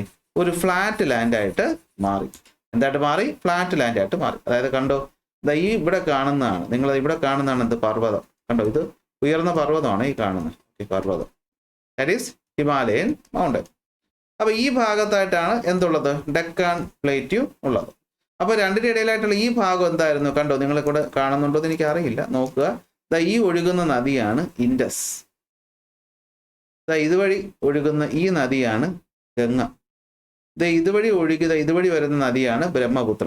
അതിന്റെ ട്രിബ്യൂട്ടറീസ് ആണ് ഇവിടെ കാണുന്നത്: യമുന, സോൻ, ബെത്വ, കെൻ എന്നൊക്കെ പറയും. ഇവിടെ ആണെങ്കിലോ ചനം, ബിയാസ് അല്ലെ, സത്ലജ് ഒക്കെ എന്താണ് ഈ പറയുന്ന ജലം, ചെനാബ്, രവി, ബിയാസ്, സത്ലജ്. 5 നദികൾ ചേർന്ന് പഞ്ചാബിന്റെ ഭാഗത്തൊക്കെ വന്ന് കൂടിച്ചേരുന്ന ഈ ഇൻഡസ്. അപ്പൊ ഈ നദികൾ എന്താ ചെയ്യാന്ന് വെച്ച് കഴിഞ്ഞാൽ ചെളി അല്ലെങ്കിൽ ഡെപ്പോസിറ്റ് കൊണ്ടുവരും. നിങ്ങൾക്കറിയാം, ഇവിടെ രാജസ്ഥാനാണെന്നറിയാം. അതുപോലെ ഈ പറയുന്ന ബാക്കി ഭാഗങ്ങളൊക്കെ അവിടെ രാജസ്ഥാന്റെ ചെറിയ ഭാഗവും ഭാഗമായിട്ട് തന്നെ വരും കേട്ടോ. അങ്ങനെ ഇവിടെ എന്ത് പറ്റി? മണ്ണ് കൊണ്ട് നിറഞ്ഞു. ഇതാണ് എന്ത്? പ്ലെയിൻ എന്ന് പറയുന്നത്. നദികൾ ഉണ്ടാക്കുന്ന പ്ലെയിൻ, റിവറൈൻ പ്ലെയിൻ. അപ്പൊ എന്താണ് പ്ലെയിൻ? ലാർജ് ഫ്ലാറ്റ് ആയ ജെന്റിൽ സ്ലോപ്പ് ഉള്ള ലോ ലൈയിങ് ഏരിയാസിനാണ് നമ്മൾ പ്ലെയിൻസ് എന്ന് വിളിക്കുന്നത്. അപ്പോൾ വ്യത്യാസം എന്താണ്? പ്ലേറ്റ് ആകുമ്പോൾ ഉയർന്നിരിക്കും, സ്റ്റീപ്പ് സ്ലോപ്പുള്ള. ഇവിടെ അങ്ങനെയല്ല, ഗ്രാജുവൽ സ്ലോപ്പുള്ള നിരന്ന് കിടക്കുന്ന സ്ഥലം. ഓക്കെ, പ്രധാന കാര്യമുള്ള കാര്യം, നമ്മുടെ ലോകത്ത് എവിടെ എടുത്താലും ഏറ്റവും കൂടുതൽ മനുഷ്യർ താമസിക്കുന്ന സ്ഥലം എന്ന് പറയുന്നത് ഈ പറയുന്ന തീരങ്ങൾ, ഈ പറയുന്ന എന്താണ് സമതലങ്ങൾ അല്ലെങ്കിൽ പ്ലെയിൻസിലാണ്. കാരണം എന്താണെന്ന് വെച്ച് കഴിഞ്ഞാൽ ഇവിടെ ഫെർട്ടൈൽ ആയിട്ടുള്ള മണ്ണുണ്ട്. അതുപോലെ തന്നെ വേറെ എന്തൊക്കെയുണ്ട്? വെള്ളത്തിന്റെ അവൈലബിലിറ്റി ഉണ്ട്. അപ്പൊ അതുകൊണ്ട് എല്ലാവരും ഇവിടെ താമസിക്കും. 3 രീതിയിലാണ് ഇത് ഫോം ചെയ്യുന്നത്. ഒന്ന് റിവർ പ്ലെയിൻ, മറ്റൊന്ന് കോസ്റ്റൽ പ്ലെയിൻ, മറ്റൊന്ന് ഗ്ലേഷ്യൽ പ്ലെയിൻ. പറഞ്ഞ ഏതൊക്കെയാണ്? River plain, coastal plain, glacial plain എന്നിങ്ങനെ എത്ര എണ്ണം ഉണ്ട്? 3 എണ്ണം. എത്ര എണ്ണം ഉണ്ട്? 3 എണ്ണം ഉണ്ട്. അപ്പൊ എത്ര പ്ലെയിൻസ് ആണുള്ളത്? 3 എണ്ണം. ഏതൊക്കെയാണ്? River plain, coastal plain, glacial plain. അത് നമ്മൾ ഇപ്പോൾ പറയുന്നത് റിവർ പ്ലെയിൻ. അപ്പൊ എന്താണ് റിവർ പ്ലെയിൻ എന്ന് വെച്ച് കഴിഞ്ഞാൽ ഡെപ്പോസിഷൻ ഓഫ് അലൂവിയം. എന്താ അലൂവിയം? ചെളി. മൗണ്ടൻസിൽ നിന്നുമൊക്കെ ഈ നദി ഒഴുകി വരുമ്പോൾ അതിൻ്റെ കൂടെ വരുന്ന ചെളിയെ തന്നെയാണ് നമ്മൾ അലൂവിയം എന്ന് പറയുന്നത്. It is A fertile soil. അത് റിവറുകൾ ക്യാരി ചെയ്തിട്ട് ഈ പറയുന്ന തീരങ്ങളിൽ കൊണ്ടുപോയിട്ട് ഡെപ്പോസിറ്റ് ചെയ്യും. അപ്പോൾ നല്ല ഫെർട്ടിലിറ്റി ഉള്ള, അതുകൊണ്ട് തന്നെ അവിടെ നന്നായിട്ട് കൃഷി ചെയ്യാൻ പറ്റും. അപ്പോൾ ആൾക്കാർ താമസിക്കുന്നത് ഡെൻസിറ്റി പോപ്പുലേറ്റഡ് ആയിട്ടുള്ള ഏരിയകളാണ് റിവർ പ്ലെയിൻസ് എന്ന് പറയുന്നത്. ഇൻഡോ ഗാൻജറ്റിക് പ്ലെയിൻ ഏറ്റവും നല്ല എക്സാമ്പിൾ. ഇൻഡസ്, ഗംഗ, ബ്രഹ്മപുത്ര നദികൾ ചേർന്ന് ഫോം ചെയ്യുന്നു. ഓക്കെ അല്ലേ? അപ്പോൾ പ്ലെയിൻസ് എന്ന് വെച്ച് കഴിഞ്ഞാൽ എന്താണ്? ലാർജ് ആയിട്ടുള്ള, ഫ്ലാറ്റ് ആയിട്ടുള്ള, ജെന്റിൽ സ്ലോപ്പ് ഉള്ള ലോ ലൈയിങ് ഏരിയാസ്. ഇവിടെയാണ് ഏറ്റവും കൂടുതൽ മനുഷ്യർ താമസിക്കുന്നത്. കാരണം എന്താ? ഇവിടെ കൃഷി ചെയ്യാനായിട്ട് വെള്ളമുണ്ട്, നല്ല മണ്ണുണ്ട്, നല്ല സ്ഥലമുണ്ട് വീട് വെച്ച് താമസിക്കാൻ. പിന്നെ എന്തിനാ വെളിയിൽ പോകുന്നത്? ഇൻഡസ് വാലി സിവിലൈസേഷൻ നമ്മൾ ഹിസ്റ്ററിയിൽ ഇപ്പോൾ പഠിക്കും. അതുണ്ടായത് എന്തുകൊണ്ടാണ്? ഇൻഡസ് നദിയുടെ തീരത്താണ്. അത് കഴിഞ്ഞിട്ട് കുറെ കാലം കഴിഞ്ഞപ്പോൾ ഒരു ഗംഗാ തീരത്തോട്ടാണ് മാറി താമസിച്ചത് എന്ന് പറയപ്പെടുന്നു കേട്ടോ. അതുപോലെ മെസ്സപ്പൊട്ടോമിയ ആയാലും ശരി തന്നെ, ഈജിപ്ഷ്യൻ ആയാലും ശരി തന്നെ, ഇതൊക്കെ നദിയുടെ തീരത്താവത്ത. കാരണം ഹണ്ടർ ഗ്യാദറേഴ്സ് അടുത്ത് പോയിട്ട് സെറ്റിൽ ആയത് എവിടെയാണ്? നദീ തീരത്താണ്. കാരണം അത്രയേ ഉള്ളൂ, വെള്ളവും ഉണ്ട്, നല്ല മണ്ണും. അപ്പൊ അതിൽ 3 എണ്ണത്തിൽ ആദ്യം വരുന്നത് റിവർ പ്ലെയിൻ അല്ലെ. എന്താണ്? ഹൈ മൗണ്ടൻസിൽ നിന്ന് ഒഴുകി വരുന്ന നദികൾ large amount of eroded materials കൂടെ കൊണ്ടുവരും. കയ്യിലല്ല, വെള്ളത്തിലൂടെ മിക്സ് ചെയ്ത് കൊണ്ടുവരും. ഇത് കൊണ്ടുവന്നിട്ട് ഈ നദികൾ ഫ്ലാറ്റ് ലാൻഡിൽ എത്തുമ്പോഴത്തേക്കും നദിയുടെ വേഗത കുറയുകയും ഈ സ്പീഡ് കുറയുന്ന കാരണം ഇത് വശങ്ങളിലോട്ട് ഡെപ്പോസിറ്റ് ചെയ്യുകയും ചെയ്യും. അങ്ങനെ വർഷങ്ങളോളം ഇത് നടന്നു കഴിയുമ്പോഴാണ് എന്തുണ്ടാകുന്നത്? പ്ലെയിൻസ് ഉണ്ടാകും. ഉദാഹരണം ഗംഗ പ്ലെയിൻ. ഓക്കെ, അപ്പൊ ഇത്തരത്തിലുള്ള റിച്ച് ആയിട്ടുള്ള സോയിൽ ഉള്ളത് കൊണ്ട് തന്നെ ഇവിടെ നല്ല രീതിയിൽ കൃഷി നടക്കും. അതുകൊണ്ട് തന്നെയാണ് ഡെൻസിറ്റി പോപ്പുലേറ്റഡ് ഏരിയാസ് ഒക്കെ എന്താവുന്നത് ഈ റിവർ തീരത്താവുന്നത്. ഇൻഡസ്, ഗംഗ, ബ്രഹ്മപുത്ര പ്ലെയിൻ ഉദാഹരണം. രണ്ടാമത് വരുന്നതാണ് കോസ്റ്റൽ പ്ലെയിൻ. നമ്മുടെ ഇന്ത്യ എടുത്തു കഴിഞ്ഞാൽ ഇന്ത്യക്ക് 2 കോസ്റ്റൽ പ്ലെയിൻ ആണ് ഉള്ളത്. ഒന്ന് ഈ പറയുന്ന ഈസ്റ്റേൺ കോസ്റ്റൽ പ്ലെയിനും മറ്റൊന്ന് വെസ്റ്റേൺ കോസ്റ്റൽ പ്ലെയിനും. ഈസ്റ്റേൺ കോസ്റ്റൽ പ്ലെയിനും വെസ്റ്റേൺ കോസ്റ്റൽ പ്ലെയിൻ. നേരത്തെ പറഞ്ഞ ഗംഗ, പിന്നെ ഗോദാവരി, അതുപോലെ തന്നെ എന്താണ് കൃഷ്ണ, കാവേരി, മഹാനദി, കുറേ നദികൾ ഇങ്ങനെ ഒഴുകി വന്ന് കടലിനോട് ചേരുന്നത് ഈ ഭാഗത്താണ്. അപ്പൊ ഇപ്പൊ പറഞ്ഞ പോലെ ഈ നദികൾ എന്ത് ചെയ്യും? അലൂവിയൽ സോയിൽ കൊണ്ടുവന്ന് ഇവിടെ ഡെപ്പോസിറ്റ് ചെയ്യും. അപ്പൊ നിങ്ങൾ ചോദിക്കും, എന്നാ പിന്നെ എന്താ ഇവിടെ ഒന്നും ഡെപ്പോസിറ്റ് ചെയ്യാത്തതെന്ന് ചോദിച്ചാൽ, കാരണം അവിടെയൊക്കെ ഈസ്റ്റേൺ ഗട്ട്സ് എന്ന് പറയുന്ന മൗണ്ടൻ ഉണ്ട്. മൗണ്ടന് മുകളിൽ കൊണ്ട് ഡെപ്പോസിറ്റ് ചെയ്യാൻ പറ്റത്തില്ല. കാരണം മൗണ്ടൻസിൽ നിന്നാണല്ലോ നദി ഉണ്ടാവുന്നത്. അതുപോലെ ചെറിയ ചെറിയ നമ്മുടെ നർമ്മദ, താപ്തി, പിന്നെ നമ്മൾ ഈ പറയുന്ന ഏത് പറയാം നമ്മുടെ പെരിയാർ, നമ്മുടെ ഏതാണ് ഭാരതപ്പുഴ പോലുള്ള നദികൾ, പിന്നെ മന്തോവി, സുവാരി നദികളൊക്കെ എന്ത് ചെയ്യുന്നുണ്ട്? ഇതുപോലെ കുറച്ചൊക്കെ ഈസ്റ്റേൺ ഭാഗത്തും കൊണ്ടുപോയി ഡെപ്പോസിറ്റ് ചെയ്തുണ്ടാവുന്നതാണ് കോസ്റ്റൽ പ്ലെയിൻ. അപ്പൊ കോസ്റ്റൽ പ്ലെയിൻ എന്തായിരിക്കും? കോസ്റ്റുകളുടെ തീരത്ത് അല്ലെങ്കിൽ തീരങ്ങളിൽ, കടൽ തീരങ്ങളിൽ നദികൾ കൊണ്ടുവരുന്ന അല്ലെങ്കിൽ അതോടൊപ്പം തിരമാലകൾ കൊണ്ടുവരുന്ന സെഡിമെന്റുകൾ ഡെപ്പോസിറ്റ് ചെയ്തുണ്ടാവുന്നതാണ് കോസ്റ്റൽ പ്ലെയിൻ. ഉദാഹരണം eastern coastal plain. Eastern coastal plain നമ്മൾ എടുക്കുമ്പോൾ പ്രധാനമായിട്ടും പെനിൻസുലർ നദികൾ തന്നെയാണ് എന്ത് ചെയ്യുന്നത് കൊണ്ട് ഡെപ്പോസിറ്റ് ചെയ്യുന്നത്. അപ്പൊ കോസ്റ്റൽ പ്ലെയിനുകൾ ഉണ്ടാകുന്നത് എങ്ങനെയാന്ന് വെച്ച് കഴിഞ്ഞാൽ തീരങ്ങളിൽ നദിയുടെയും തിരമാലകളുടെയും റിവറിന്റെയും വേവ്സിന്റെയും കമ്പൈൻഡ് ആക്ഷനിലൂടെയാണ് ഉണ്ടാകുന്നത്. റിവർ എന്ത് കൊണ്ടുവരും? സെഡിമെന്റുകളിൽ ഇൻലാൻഡിൽ നിന്ന് കൊണ്ടുവരും. ഈ പറയുന്ന വേവ്സ് എന്ത് ചെയ്യും? കടലിനകത്ത് നിന്ന് കൊണ്ടുവന്ന് മണൽ കൊണ്ടുവന്ന് ഡെപ്പോസിറ്റ് ചെയ്യും. അങ്ങനെ വർഷങ്ങൾ കഴിയുമ്പോഴാണ് ഉണ്ടാകുന്നത്. ഉദാഹരണം ഈസ്റ്റേൺ കോസ്റ്റൽ പ്ലെയിനും ഇവിടെ ബേ ഓഫ് ബംഗാളിനും ഈസ്റ്റേൺ ഗട്ട്സിനും ഇടയ്ക്ക്. വെസ്റ്റേൺ കോസ്റ്റൽ പ്ലെയിനും ഉണ്ട്, പക്ഷെ അത് ഭയങ്കര നാരോ ആണ്. അതാണ് സംഭവം. 3 ഗ്ലേഷ്യൽ പ്ലെയിൻസ്. അധികം കോമൺ അല്ല. അപ്പൊ എന്താ ഗ്ലേഷ്യൽ?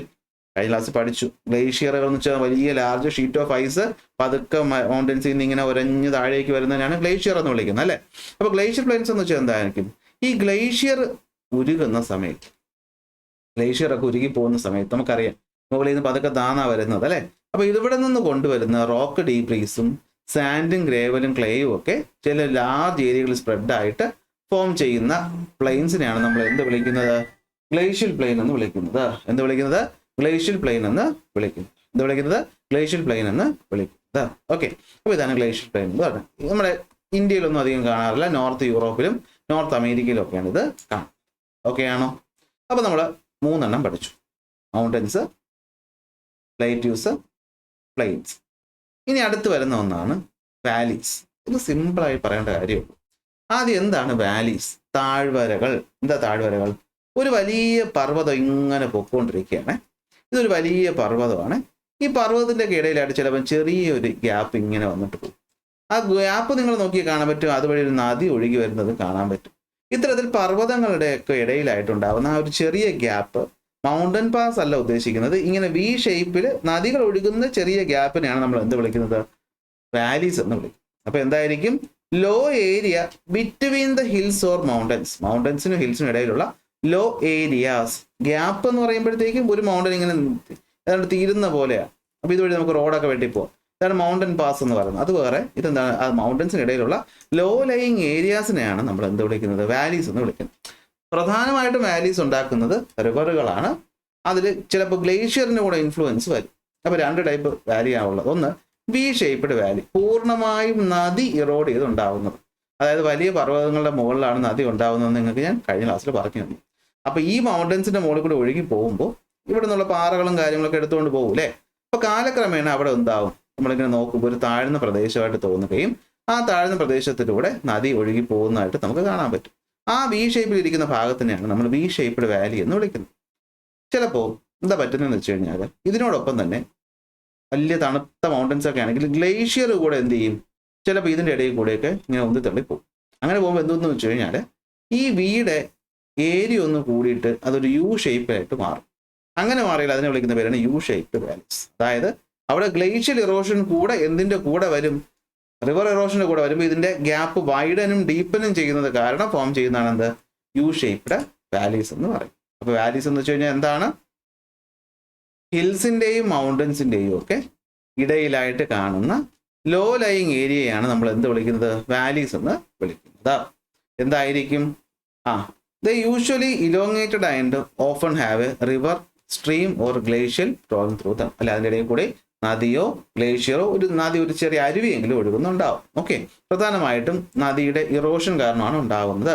രണ്ട് ടൈപ്പാണുള്ളത്, വി ഷേപ്പ്ഡ് വാലിയും യു ഷേപ്പ്ഡ് വാലി. അതിൽ ആദ്യം പറയുന്ന വി ഷേപ്പ്ഡ് വാലി എന്തായിരിക്കും? നദിയുടെ ഇറോഷൻ കാരണം മൗണ്ടൻസിൻ്റെയൊക്കെ അപ്പർ കോഴ്സിന്റെ ഭാഗത്താണ് ഇത് ഉണ്ടാകുന്നത്. നദീ വെള്ളം ഈ പറഞ്ഞ സ്പീഡിൽ ഒഴുകി പോകുമ്പോൾ പാറകളും കൂടെ കൊണ്ടുപോയിട്ട് ഉണ്ടാകുന്നതാണ് എന്ത്? വെർട്ടിക്കലി ഇറോഷൻ നടന്നുണ്ടാകുന്നതാണ്. അങ്ങനെ ഡീപ്പായിട്ടുള്ള വി ഷേപ്ഡ് ക്രാക്ക് ഉണ്ടാവും. ഇതിനെയാണ് വി ഷേപ്ഡ് വാലി എന്ന് വിളിക്കുന്നത്. ഇനി ഈ വി ഷേപ്ഡ് വാലിയിലൂടെ എന്ത് പറ്റും? ഗ്ലേഷ്യൽ ഇറോഷൻ കൂടെ നടക്കുകയാണ്. അതായത് the valleys are formed by glacial erosion in cold mountains. നോക്കണം, ശ്രദ്ധിക്കണം, പ്രീ എക്സിസ്റ്റിംഗ് റിവർ വാലിയിലൂടെ അല്ലെ, ഈ പറഞ്ഞ ഗ്ലേഷ്യറും കൂടെ ഒഴുകി പോകുമ്പോൾ ഈ പറഞ്ഞ ഗ്ലേഷ്യർ എന്ത് പറ്റും? വീണ്ടും മണ്ണിനെടുത്ത് അതിൻ്റെ വീതിയും ആഴവും കൂട്ടുമ്പോൾ ഉണ്ടാകുന്നതാണ് അബ്രഷനും പ്ലക്കിങ് കഴിഞ്ഞ ക്ലാസ്സിൽ പറഞ്ഞതാണ്. അങ്ങനെ ഉണ്ടാകുന്നതാണ് യു ഷേപ്പ്ഡ് വാലീസ്. സിമ്പിൾ അല്ലേ? സെറ്റ് അല്ലേ? എന്നാൽ പിന്നെ അടുത്തതിലോട്ട് പോകാമല്ലോ. കുറച്ചുകൂടി ഉള്ളൂ ചാപ്റ്റർ പറ്റി. ഡെസേർട്ട്. ഡെസേർട്ട് എന്ന് വെച്ചാൽ മരുഭൂമി. എവിടെയാണോ മഴ എന്ന് പറയുന്നത് 25 സെന്റിമീറ്ററിൽ താഴെ വർഷത്തിൽ കിട്ടുന്നത്, ആ സ്ഥലങ്ങൾ യൂഷ്വലി ഡ്രൈ റീജിയൻസ് ആയിട്ട് മാറും. ഇതാണ് പിൽക്കാലത്ത് ഡെസേർട്ടായിട്ട് മാറുന്നത്. നമ്മുടെ ഇന്ത്യയിൽ രാജസ്ഥാന്റെ ഭാഗത്തുള്ള ഥാർ ഡെസേർട്ട്, ആഫ്രിക്കയിലുള്ള സഹാറ ഡെസേർട്ട്, ആഫ്രിക്കയിൽ തന്നെ ഉള്ള കൽഹാരിയുണ്ട്, നാംബിയുണ്ട്, പിന്നെ നമ്മുടെ സൗത്ത് അമേരിക്കയിൽ അറ്റക്കാമയുണ്ട്, നോർത്ത് അമേരിക്കയിൽ സൊണോറൻ ആൻഡ് മൊജാവി ഡെസേർട്ട് ഉണ്ട്, ഓസ്ട്രേലിയയിൽ ഗ്രേറ്റ് ഓസ്ട്രേലിയൻ ഡെസേർട്ട് ഉണ്ട്, അതുപോലെ കോൾഡ് ഡെസേർട്ട് അതിങ്ങനെ പലതും ഉണ്ട്. ഓക്കെ, അപ്പോൾ ഈ ഡെസേർട്ട് ഒക്കെ ഫോം ചെയ്യുന്നതിന് ഒറ്റ കണ്ടീഷനേ ഉള്ളൂ, മഴ എന്ന് പറയുന്നത് 25 സെന്റിമീറ്ററിനേക്കാൾ കുറവായിരിക്കും പ്രതിവർഷം.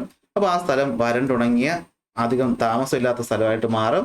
അതിനെയാണ് നമ്മൾ എന്ത് വിളിക്കുന്നത്? ഡെസേർട്ട് എന്ന് വിളിക്കുന്നത്. സഹാറ മരുഭൂമി, ഥാർ മരുഭൂമി, ഞാനിപ്പോൾ പേര് പറഞ്ഞ മരുഭൂമികളൊക്കെ ഇതിൻ്റെ എക്സാമ്പിളാണ്.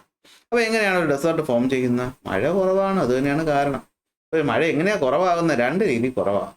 ഇപ്പോൾ ഇന്ത്യയുടെ കേസ് എടുക്കാം. അപ്പോൾ ഇന്ത്യ എന്ന് വെച്ചാൽ അത്യാവശ്യം നല്ല രീതിയിൽ മഴ കിട്ടുന്ന ഒരു സ്ഥലമായിട്ടും എന്തുകൊണ്ട് ഇവിടുത്തെ ഭാഗം ഡെസേർട്ടായി പോയി എന്ന് ചോദിച്ചാൽ, ഇത് ഇവിടെയായിട്ടൊരു പർവ്വതമുണ്ട്. ഇവിടെയായിട്ട് എന്തുണ്ട്? ഒരു പർവ്വതമുണ്ട്. നമ്മൾ മൺസൂൺ മഴയെ ഈ പർവ്വതം തടഞ്ഞു നിർത്തും. ഓക്കെ, അപ്പോൾ അതുകൊണ്ട് എന്ത് പറ്റുമെന്ന് വെച്ച് കഴിഞ്ഞാൽ മൺസൂൺ മഴ നമ്മൾ ഈ പറഞ്ഞ അകത്ത വശങ്ങളിലൊക്കെ കിട്ടത്തുള്ളൂ, ഈ ഭാഗത്തോട്ട് കിട്ടത്തില്ല. അതാണ് രാജസ്ഥാന്റെ ഭാഗത്തുണ്ടാകുന്ന മരുഭൂമി. ഓക്കെ, ഇതാണ് രാജസ്ഥാന്റെ ഭാഗത്തുള്ള ഈ മൗണ്ടൻസിന് ആരവല്ലി മൗണ്ടൻസ് എന്നാണ് വിളിക്കുന്നത്. ആരവല്ലി പർവ്വതങ്ങളെന്ന് വിളിക്കുന്നത്. ഓക്കെ, അപ്പൊ എന്താണ്? There are some cases the mountain block the rain bearing winds creating rain shadow region. ഇതാണ് സംഭവം. തമിഴ്നാടും ഇച്ചിരി വരണ്ട പ്രദേശമായിട്ട് മാറുന്നതിന്റെ പിന്നിലും നമ്മൾ ഇവിടെയുള്ള വെസ്റ്റേൺ ഗട്ട്സ് എന്ന് പറയുന്ന പർവ്വതങ്ങളാണ്. ഇനി ചില സ്ഥലങ്ങൾ ഡെസേർട്ട് ആകുന്നതെന്ന് വെച്ച് കഴിഞ്ഞാൽ എന്തായിരിക്കും? ഓഷ്യൻസിൽ നിന്ന് ഒരുപാട് ദൂരെ ആയതുകൊണ്ടായിരിക്കും.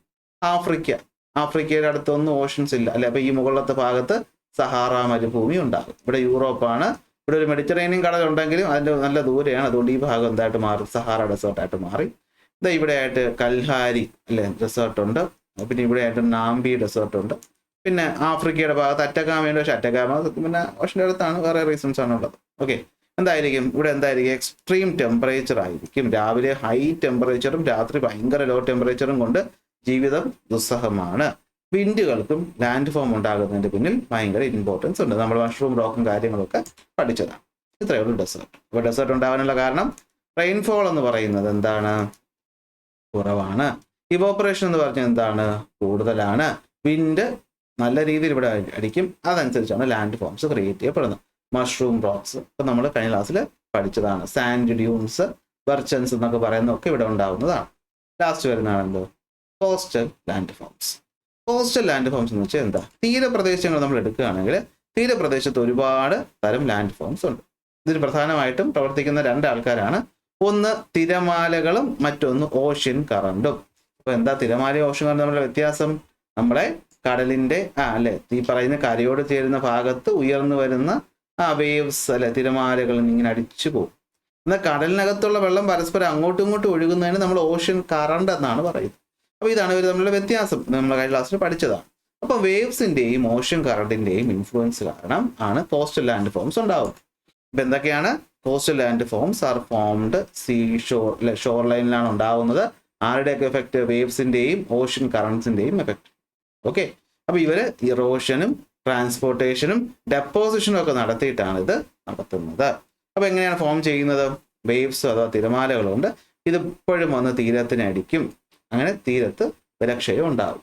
അങ്ങനെ വെതറിങ് സംഭവിക്കും. അങ്ങനെ വെതറിങ് സംഭവിച്ച് പാർട്ടിക്കിൾസ് ഇവിടെ വരും. ഈ പാർട്ടിക്കിൾസിന് ഓഷൻ കറണ്ട് എന്ത് ചെയ്യും? എടുത്തുകൊണ്ട് വേറെടുത്ത് കൊണ്ടുപോകും. അങ്ങനെയാണ് മണൽ തീരുകൾ. കുറെ സ്പീഡ് കുറയുമ്പോൾ എന്ത് ചെയ്യും? ഡെപ്പോസിറ്റ് ചെയ്യും. അങ്ങനെ മണൽ തരികളൊക്കെ ഉണ്ടാവും. Okay, energy of the waves decreases, material is deposited, അല്ലെ, ഡെപ്പോസിറ്റ് ചെയ്യുകയും ചെയ്യും. അപ്പൊ ഇവർ രണ്ടുപേരും വേവ്സിന്റെയും കറണ്ട്സിന്റെയും. അപ്പൊ എന്തൊക്കെയാണ് പ്രധാനപ്പെട്ട കാര്യങ്ങൾ നമുക്ക് ഓരോന്നായിട്ട് നോക്കാം. ആദ്യം വരുന്നതാണ് ക്ലിഫ്. ഇതൊരു വലിയ പാറയാണെന്ന് വിചാരിക്കുക. ഞാൻ കഴിഞ്ഞ ക്ലാസ് പറഞ്ഞു തോന്നുന്നു. ഇവിടെയാണ് കടൽ. അപ്പൊ ഈ കടൽ തിരമാലകൾ വേഗത്തിൽ വന്ന് ഈ തീരത്തിൽ ഇങ്ങനെ അടിക്കും. അപ്പൊ എന്താ പറ്റുകയെന്ന് വെച്ച് കഴിഞ്ഞാൽ ഇവിടെ ചിലപ്പോഴൊക്കെ ഇങ്ങനെ ക്രാക്ക് വീഴും. അങ്ങനെ ക്രാക്ക് വീഴുമ്പോൾ എന്ത് പറ്റുമെന്ന് വെച്ച് കഴിഞ്ഞാൽ ഈ പറയുന്ന പാറ ഈ പറയുന്ന ഭാഗത്ത് വെച്ച് അടർന്ന് ഇങ്ങനെ സ്റ്റീപ്പായിട്ടുള്ള സ്ഥലമായിട്ട് മാറും. നിങ്ങൾ വർക്കല എന്ന് പറയുന്ന സ്ഥലത്ത് പോയിട്ടുണ്ടെങ്കിൽ കാണാൻ പറ്റും. ഇതിനെയാണ് സീ ക്ലിഫ് എന്ന് പറയും. ഓക്കെ, ഇനി ചില സമയത്ത് എന്ത് പറ്റുമെന്ന് വെച്ച് കഴിഞ്ഞാൽ ഈ തിരമാലകൾ ഈ പറയുന്ന അകത്ത് കുറച്ച് എന്തായിരിക്കും, കുറച്ച് വീക്കായിട്ടുള്ള പാറകളുണ്ട്. ആ പാറകൾ എന്ത് ചെയ്യും? അങ്ങ് അലിയിച്ച് കളയും. അപ്പൊ എന്ത് പറ്റും? ഉള്ളിലോട്ട് ഒരു ഹോള് വീഴും. ഈ ഹോളിനെയാണ് സീ കേവ് എന്ന് വിളിക്കുന്നത്, ഗുഹ. ഇനി ഇത് കുറെ കാലം കഴിയുമ്പോൾ വന്ന് അപ്പുറം ഇപ്പുറം തമ്മിൽ കണക്ട് ആവും. അപ്പൊ എന്ത് പറ്റും? ഈ ഗുഹ, ഇങ്ങനെ ഒരു ഗുഹ ഇവിടെ ഉണ്ടെന്ന് നിങ്ങൾ വിചാരിക്കുക. കുറെ കാലം കഴിഞ്ഞപ്പോൾ എന്ത് പറ്റും? വെള്ളം അടിച്ചടിച്ച് അപ്പുറം കാണാൻ പറ്റും. അപ്പൊ എന്താവും? ഒരു ആർച്ച് പോലെയാവും. അതിനെ വിളിക്കുന്ന പേരാണ് എന്ത്? Sea arch. അപ്പൊ ഒന്നും കൂടെ കണ്ടോ, ഇങ്ങനെ കടൽ തീരങ്ങളിൽ ഇങ്ങനെ സ്റ്റീപ്പായിട്ട് വരുന്ന ഭാഗങ്ങളെയാണ് ഓക്കെ ഇതിനാണ് എന്ത് വിളിക്കുന്നത്? ക്ലിഫ് എന്ന് വിളിക്കുന്നത്. അതായത് പണ്ട് ഇങ്ങനെ ഉണ്ടായിരുന്നു, വെള്ളം അടിച്ചു പോയി. അപ്പൊ ഇങ്ങനെ സ്റ്റീപ്പായ ഭാഗങ്ങൾ ഉണ്ടാവും. അതിനെ വിളിക്കുന്ന പേര് ക്ലിഫ്. അടുത്ത മണ്ണ് കുറെ എടുത്തിട്ട് പോയിട്ട് അപ്പുറം കാണുന്നില്ല, എന്നാൽ ഗുഹയായിട്ട് കിടന്നാൽ അതിനെ വിളിക്കുന്ന പേര് സീ കേവ്സ്. അപ്പുറം കൂടെ കാണുന്ന അവസ്ഥ വരുമ്പോൾ അത് എന്താവും? സീ ആർച്ചായിട്ട് മാറും. സീ ആർച്ചായിട്ട് മാറും. ഓക്കെ ആണല്ലോ. അടുത്ത് ചിലപ്പോൾ ഈ കടൽ തീരത്ത് ഇങ്ങനെ ഒറ്റപ്പെട്ട് നമ്മളെ കണ്ണൂരൊക്കെ കടപ്പുറത്ത് ഇത് കാണാൻ പറ്റും. ഇതിനാണ് നമ്മൾ സ്റ്റാക്സ് എന്ന് വിളിക്കും. തൽക്കാലം നമുക്ക് ആവശ്യമുള്ളത് മാത്രം മതി. അപ്പൊ നിങ്ങൾ ആലോചിച്ച് നോക്കി, ഇവിടെ ബാക്കി ഉണ്ടായിരുന്നതൊക്കെ എവിടെ പോയി? അതൊക്കെ കടലിനോട്ട് പോയി അല്ലേ. അപ്പൊ കടലില് വെള്ളം ഇതിനെടുത്തുകൊണ്ട് പോയി. ഇനി വെള്ളത്തിനകത്ത് വെച്ചുകൊണ്ടിരിക്കാൻ പറ്റും? ഇല്ല. മറ്റേതോ ഒരു തീരത്ത് പോയപ്പോൾ എന്ത് ചെയ്തു? ഈ പറയുന്ന സാധനങ്ങളൊക്കെ കൊണ്ടുപോയിട്ട് എന്ത് ചെയ്തു? ഈ പറയുന്ന മണൽത്തരികളൊക്കെ ഈ പറയുന്ന മറ്റേതോ തീരത്ത് കൊണ്ടുപോയിട്ട് ഡെപ്പോസിറ്റ് ചെയ്തു. അപ്പൊ അവിടെ എന്തുണ്ടായി? ബീച്ച് ഉണ്ടായി. അപ്പൊ ഓരോന്നായിട്ട് നോക്കാം. ക്ലിഫ് എന്തായിരിക്കും? സ്റ്റീപ്പായിട്ടുള്ള വെർട്ടിക്കൽ ആയിട്ടുള്ള റോക്ക് സീഷോറിനെ ഫേസ് ചെയ്തിരുന്നാൽ അതിനെയാണ് എന്ത് വിളിക്കുന്നത്? ക്ലിഫ് എന്ന് വിളിക്കുന്നത്. പവർഫുൾ ആയിട്ടുള്ള വേവ്സ് റിപ്പീറ്റ് ആയിട്ട് വന്നത് കാരണമാണ് ഇതുണ്ടായത്. അടുത്ത സീ കേവ്സ് അല്ലെ, ഹോളോ സ്പേസ് ഉണ്ടാകുന്നു ഈ പറയുന്ന പാറകളെ ഈ വെള്ളം ഇറോഡ് ചെയ്യുന്നത് കാരണം. ഇതിനെയാണ് നമ്മൾ എന്ത് വിളിക്കുന്നത്? സീ കേവ്സ് എന്ന് വിളിക്കുന്നത്. അബ്രഷൻ കണ്ടിന്യൂസ് ആയിട്ട് നടക്കുന്നുകൊണ്ടാണ് ഇതുണ്ടാവും. അടുത്ത സീ ആർച്ച് എന്ത് പറ്റും? ഈ കേവിന്റെ തന്നെ രണ്ട് വശവും കാണാൻ പറ്റിയാൽ എന്ത് കാണാൻ പറ്റും നമുക്ക്? കണ്ടിന്യൂസ് ആയിട്ട് ഇറോഷൻ നടക്കുന്ന കാരണം ഇതിന്റെ നടുക്കത്തെ ഭാഗം എന്ത് ചെയ്യും? കൊളാപ്സ് ചെയ്യുമ്പോൾ ഈ പറയുന്ന ഭാഗത്തിനാണ് നമ്മൾ സീ ആർച്ച് എന്ന് വിളിക്കുന്നത്. ഇനി ഈ പറഞ്ഞ 2-3 കേസിലും മണ്ണ് വെള്ളത്തിലോട്ട് പോവുകയാണ്. സോ ഈ പറയുന്ന സാൻഡും പെബിളും സെഡിമെന്റും മണ്ണിലേക്ക് പോയത് വെള്ളം എവിടെയെങ്കിലും കൊണ്ടുപോയി ഡെപ്പോസിറ്റ് ചെയ്തേ പറ്റത്തുള്ളൂ. ഈ ഡെപ്പോസിഷൻ നടക്കുന്ന കാരണമാണ് തീരങ്ങൾ ഉണ്ടാകുന്നത്. അതിനെയാണ് നമ്മൾ ബീച്ചുകൾ എന്ന് വിളിക്കുന്നത്. ബീച്ച്. ഇനി ബീച്ചിൽ കാണുന്ന 2 പ്രധാനപ്പെട്ട സാധനങ്ങളാണ് സ്പ്ലിറ്റും ലഗൂണും.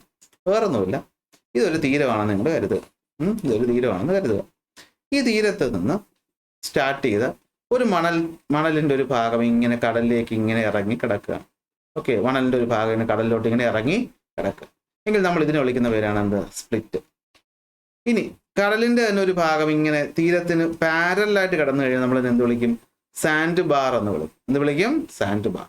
അപ്പൊ തീരത്ത് നിന്ന് സ്റ്റാർട്ട് ചെയ്തു ഓക്കെ, ലോങ് ആയ നാരോ ആയ സ്ട്രെച്ച് ഓഫ് സാൻഡ് എന്ത് ചെയ്യുന്നു? സീയിൽ നിന്ന് എക്സ്റ്റെൻഡ് ചെയ്ത് അല്ലെങ്കിൽ കോസ്റ്റിൽ നിന്ന് എക്സ്റ്റെൻഡ് ചെയ്ത് സീയിലോട്ട് കിടക്കുന്നു. ഇത് സെഡിമെന്റ് ഡെപ്പോസിഷൻ കാരണം ഉണ്ടാകുന്നതിനാണ് നമ്മൾ എന്ത് വിളിക്കുന്നത്? സ്പ്ലിറ്റ് എന്ന് വിളിക്കുന്നത്. ഓക്കെ, സ്പ്ലിറ്റ് എന്ന് വിളിക്കുന്നത്. അപ്പോൾ ഈ സ്പ്ലിറ്റ് നമ്മൾ നോക്കിക്കഴിഞ്ഞാൽ ചിലപ്പോൾ ഈ സ്പ്ലിറ്റ് ഒക്കെ ഇങ്ങനെ കിടക്കുന്ന കാരണം എന്ത് പറ്റുമെന്ന് വെച്ചാൽ ഈ ഉൾവശത്തായിട്ട് വെള്ളം ഇങ്ങനെ കെട്ടിക്കിടക്കും. അതായത് കടൽ ഇങ്ങോട്ടാണ് കിടക്കുന്നത്, ഇവിടെ ഒരു സ്പ്ലിറ്റ് ഒക്കെ ഉണ്ട്, അല്ലെങ്കിൽ ഒരു സാൻഡ് ബാർ ഉണ്ട്. അതിന്റെ ഭാഗമായിട്ട് ഇങ്ങനെ ചില സ്ഥലങ്ങൾ ഇങ്ങനെ വെള്ളം മാത്രം കെട്ടിക്കിടക്കും. അതായത് തീരത്തൊരു കുളം ഉണ്ടായി, ആ കുളത്തിനെയാണ് എന്ത് വിളിക്കുന്നത്? ലഗൂൺസ് എന്ന് വിളിക്കുന്നത്. ഷാലോ ആയ water body behind split or sand bar. അപ്പോൾ സാൻഡ് ബാറിനോ സ്പ്ലിറ്റിനോ ഇടയിലായിട്ട് കാണുന്ന ഷാലോ വാട്ടർ ബോഡിയാണ് നമ്മൾ എന്ത് വിളിക്കുന്നത്? ലഗൂൺസ് എന്ന് വിളിക്കും. എന്ത് വിളിക്കുന്നത്? ലഗൂൺസ് എന്ന് തീർന്നു. ഇത്രയേ ഉള്ളൂ നമ്മുടെ പ്രധാനപ്പെട്ട ലാൻഡ് ഫോംസ് എന്ന് പറയും. ഇനി വരുന്ന സിമ്പിൾസ് ആണ്. ലാൻഡ് ഫോമുകൾ കാരണം ഉണ്ടാകുന്ന നാച്ചുറൽ ഡിസാസ്റ്റർ. എന്താണ് നാച്ചുറൽ ഡിസാസ്റ്റർ? സഡനും വയലന്റുമായിട്ടുണ്ടാകുന്ന ചില ഇവന്റുകൾ മനുഷ്യന്റെ ജീവനും സ്വത്തിനും പ്രകൃതിക്കും ദോഷകരമായിട്ട് ബാധിച്ച അതിനെയാണ് നമ്മൾ നാച്ചുറൽ ഡിസാസ്റ്റർ എന്ന് വിളിക്കുന്നത്. ദ നാച്ചുറൽ ഡിസാസ്റ്റർ സഡനും പെട്ടെന്ന് ഉണ്ടാകുന്ന വയലന്റ് ആയിട്ടുള്ള ഇവന്റുകൾ. ഇപ്പൊ പറഞ്ഞ പല കാര്യങ്ങളും അതിന് കോൺട്രിബ്യൂട്ട് ചെയ്യാറുണ്ട്. അപ്പൊ ഈ ഇവന്റുകൾ മനുഷ്യന്റെ സ്വത്തിനും ഒക്കെ ഡാമേജ് ഉണ്ടാക്കിയാൽ നമ്മൾ അതിനെയാണ് എന്ത് വിളിക്കുന്നത്? നാച്ചുറൽ ഡിസാസ്റ്ററുകൾ എന്ന് വിളിക്കുന്നത്. അതായത് they are the sudden and often violent event that causes widespread damage to life, property and environment. ഇത് പലപ്പോഴും ഈ ലാൻഡ് ഫോമുമായിട്ടും നാച്ചുറലി നമ്മളിപ്പോൾ പറഞ്ഞ പ്രോസസ്സുകളുമായിട്ട് ബന്ധപ്പെട്ട് കിടക്കുന്നു. ഭൂകമ്പങ്ങൾ, ലാൻഡ് സ്ലൈഡുകൾ അല്ലെങ്കിൽ ഉരുൾപൊട്ടലുകൾ, അവലാഞ്ചസ്, ഡസ്റ്റ് സ്റ്റോം, ഗ്ലേഷ്യൽ ലേക്ക് ഔട്ട്ബേസ്റ്റ് ഒക്കെയാണ് നമുക്ക് പഠിക്കാനുള്ള 5 എണ്ണം എന്ന് പറയുന്നത്. ഓരോന്നായിട്ട് നോക്കാം. എന്താണ് എർത്ത് ക്വേക്ക് എന്ന് പറഞ്ഞു കഴിഞ്ഞാൽ? ഭൂകമ്പം. എന്താണ് അപ്പോൾ ഭൂകമ്പം എന്ന് പറഞ്ഞു കഴിഞ്ഞാൽ? ഭൂമിയുടെ സർഫസ്, നിങ്ങൾക്കറിയാം, ഇതാണ് ക്രസ്റ്റ്, അത് കഴിഞ്ഞ് മാൻഡിൽ, അത് കഴിഞ്ഞ് കോർ. ഈ ക്രസ്റ്റിന്റെ ഭാഗം മൊത്തം നിർമ്മിച്ചിട്ടുള്ളത് പാറകൾ കൊണ്ടാണെന്ന് നിങ്ങൾക്ക് അറിയാം. ഇതിന്റെ താഴെയാണെങ്കിൽ എന്താണ്? മാഗ്മയാണെന്നും അറിയാം. അപ്പൊ ഈ മൂവ്മെന്റ് കാരണം ചിലപ്പോൾ എന്ത് പറ്റുമെന്ന് വെച്ച് കഴിഞ്ഞാൽ ചില പോയിന്റുകളിൽ പ്രഷർ ബിൽഡ് ചെയ്യും. എന്ത് ബിൽഡ് ചെയ്യും? പ്രഷർ എന്ന് വെച്ചാൽ ഈ പാറകൾ തമ്മിൽ ചേർന്ന് ഇങ്ങനെ ഇരിക്കുകയാണ്. പെട്ടെന്ന് ഇതങ്ങ് തെന്നിപ്പോകുന്നൊരവസ്ഥ ഉണ്ടാകും. ചിലപ്പോൾ ഒരു പാറ പെട്ടെന്ന് എന്ത് ചെയ്യാൻ തെന്നിപ്പോകും. അപ്പോൾ എന്ത് പറ്റും? നിങ്ങൾ അതിനെ ആലോചിക്കും. കുറേ ചട്ടിയും കലവൊക്കെ അടുക്കി വെച്ചേക്കാം, ഒരെണ്ണം പെട്ടെന്ന് തെന്നിപ്പോയി, ബാക്കിയെല്ലാം കൂടി ടപ്പ് ചെയ്യുന്ന ഒന്ന് വീഴത്തില്ലേ? അപ്പോൾ അവിടെ ഒരു സൗണ്ട് ഉണ്ടാകത്തില്ല, ഒരു വേവ് ഉണ്ടാകത്തില്ല. അങ്ങനെ ഈ പറയുന്ന പാറകളുടെയൊക്കെ ഡിസ്പ്ലേസ്മെന്റ് ഉണ്ടാകുന്ന കാരണം ഇവിടുന്ന് ഒരു എനർജി അഥവാ വേവ് ഉണ്ടായിട്ട് ഈ വേവ് ട്രാവൽ ചെയ്ത് നമ്മുടെ ഭൂമിയുടെ സർഫസിലോട്ട് വരും. ഈ വേവിനെ വിളിക്കുന്ന പേരാണ് സീസ്മിക് വേവ്. എന്താണ്? Seismic wave. ഈ സീസ്മിക് വേവ് സർഫസിൽ ഉണ്ടാകുമ്പോൾ സർഫസ് എന്ത് ചെയ്യും? ഇങ്ങനെ പ്രകമ്പനം കൊള്ളും. Means that is what is called a earthquake. Earthquake എന്ന് വെച്ചാൽ shaking of the earth surface due to energy release along the fault in a crust. ക്രസ്റ്റിലെ ഫോൾട്ടിൽ ഉണ്ടാകുന്ന എനർജി റിലീസ്, പ്രഷർ റിലീസ് കാരണം ഉണ്ടാകുന്ന വേവ്സ് സർഫസിൽ എത്തുമ്പോൾ ഉണ്ടാകുന്ന ഷേക്കിങ്ങിനെയാണ് നമ്മൾ എന്ത് വിളിക്കുന്നത്? എർത്ത് എന്ന് വിളിക്കും. അതെങ്ങനെയാണ് ട്രാവൽ ചെയ്യുന്നത്? സീസ്മിക് വേവ്സ് ആയിട്ട് ട്രാവൽ ചെയ്യും. സാധാരണഗതിയിൽ ഈ പ്ലേറ്റ് ബൗണ്ടറി എന്ന് വെച്ചാൽ 2 പ്ലേറ്റുകളൊക്കെ ചേരുന്ന ഈ ഒരു ഭാഗത്താണ് ഈ ഓരോന്നും പ്രശ്നങ്ങളൊക്കെ ഉണ്ടാകുന്നത്. ഇത് ഏറ്റവും നല്ല ഉദാഹരണമാണ് നമ്മുടെ പസഫിക് സമുദ്രത്തിനകത്ത് വോൾക്കാനോ കൊണ്ട് ചുറ്റപ്പെട്ട റീജിയനുണ്ട്. അതിനെ വിളിക്കുന്ന പേരാണ് പസഫിക് റിംഗ് ഓഫ് ഫയർ. ഇതിന്റെ എക്സാമ്പിളാണ്. ഓക്കെ, സർഫസിൽ ക്രാക്ക് വരും, അപ്ലിഫ്റ്റ് വരും, ചില സ്ഥലങ്ങൾ സബ്സിഡൈസ് താന്നു പോകും, ചിലപ്പോൾ ഉരുൾപൊട്ടലിനും ഇപ്പൊ നേരത്തെ പഠിച്ച അവലാഞ്ചും സുനാമിക്കും ഒക്കെ കാരണമാകും. പണ്ട് 2004 തോന്നുന്നു, അല്ലെ? 2004 ഡിസംബർ 26 തോന്നുന്നു കേരളത്തിലൊക്കെ സുനാമി വന്നിട്ടുണ്ടായിരുന്നു. അപ്പൊ അതന്ന് എങ്ങനെയാണ് ഉണ്ടായത്? ഈ ജാവ സുമാത്ര ദ്വീപിന്റെ അടുത്തായിട്ട് ഭൂമിയുടെ കടലിന്റെ അടിയിലായിട്ട് ഇതുപോലൊരു ഭൂകമ്പം ഉണ്ടായതാണ് കാരണമായിട്ട് മാറും. അപ്പൊ എർത്ത് ക്വേക്ക് എന്ന് വെച്ചാൽ എന്താണ്?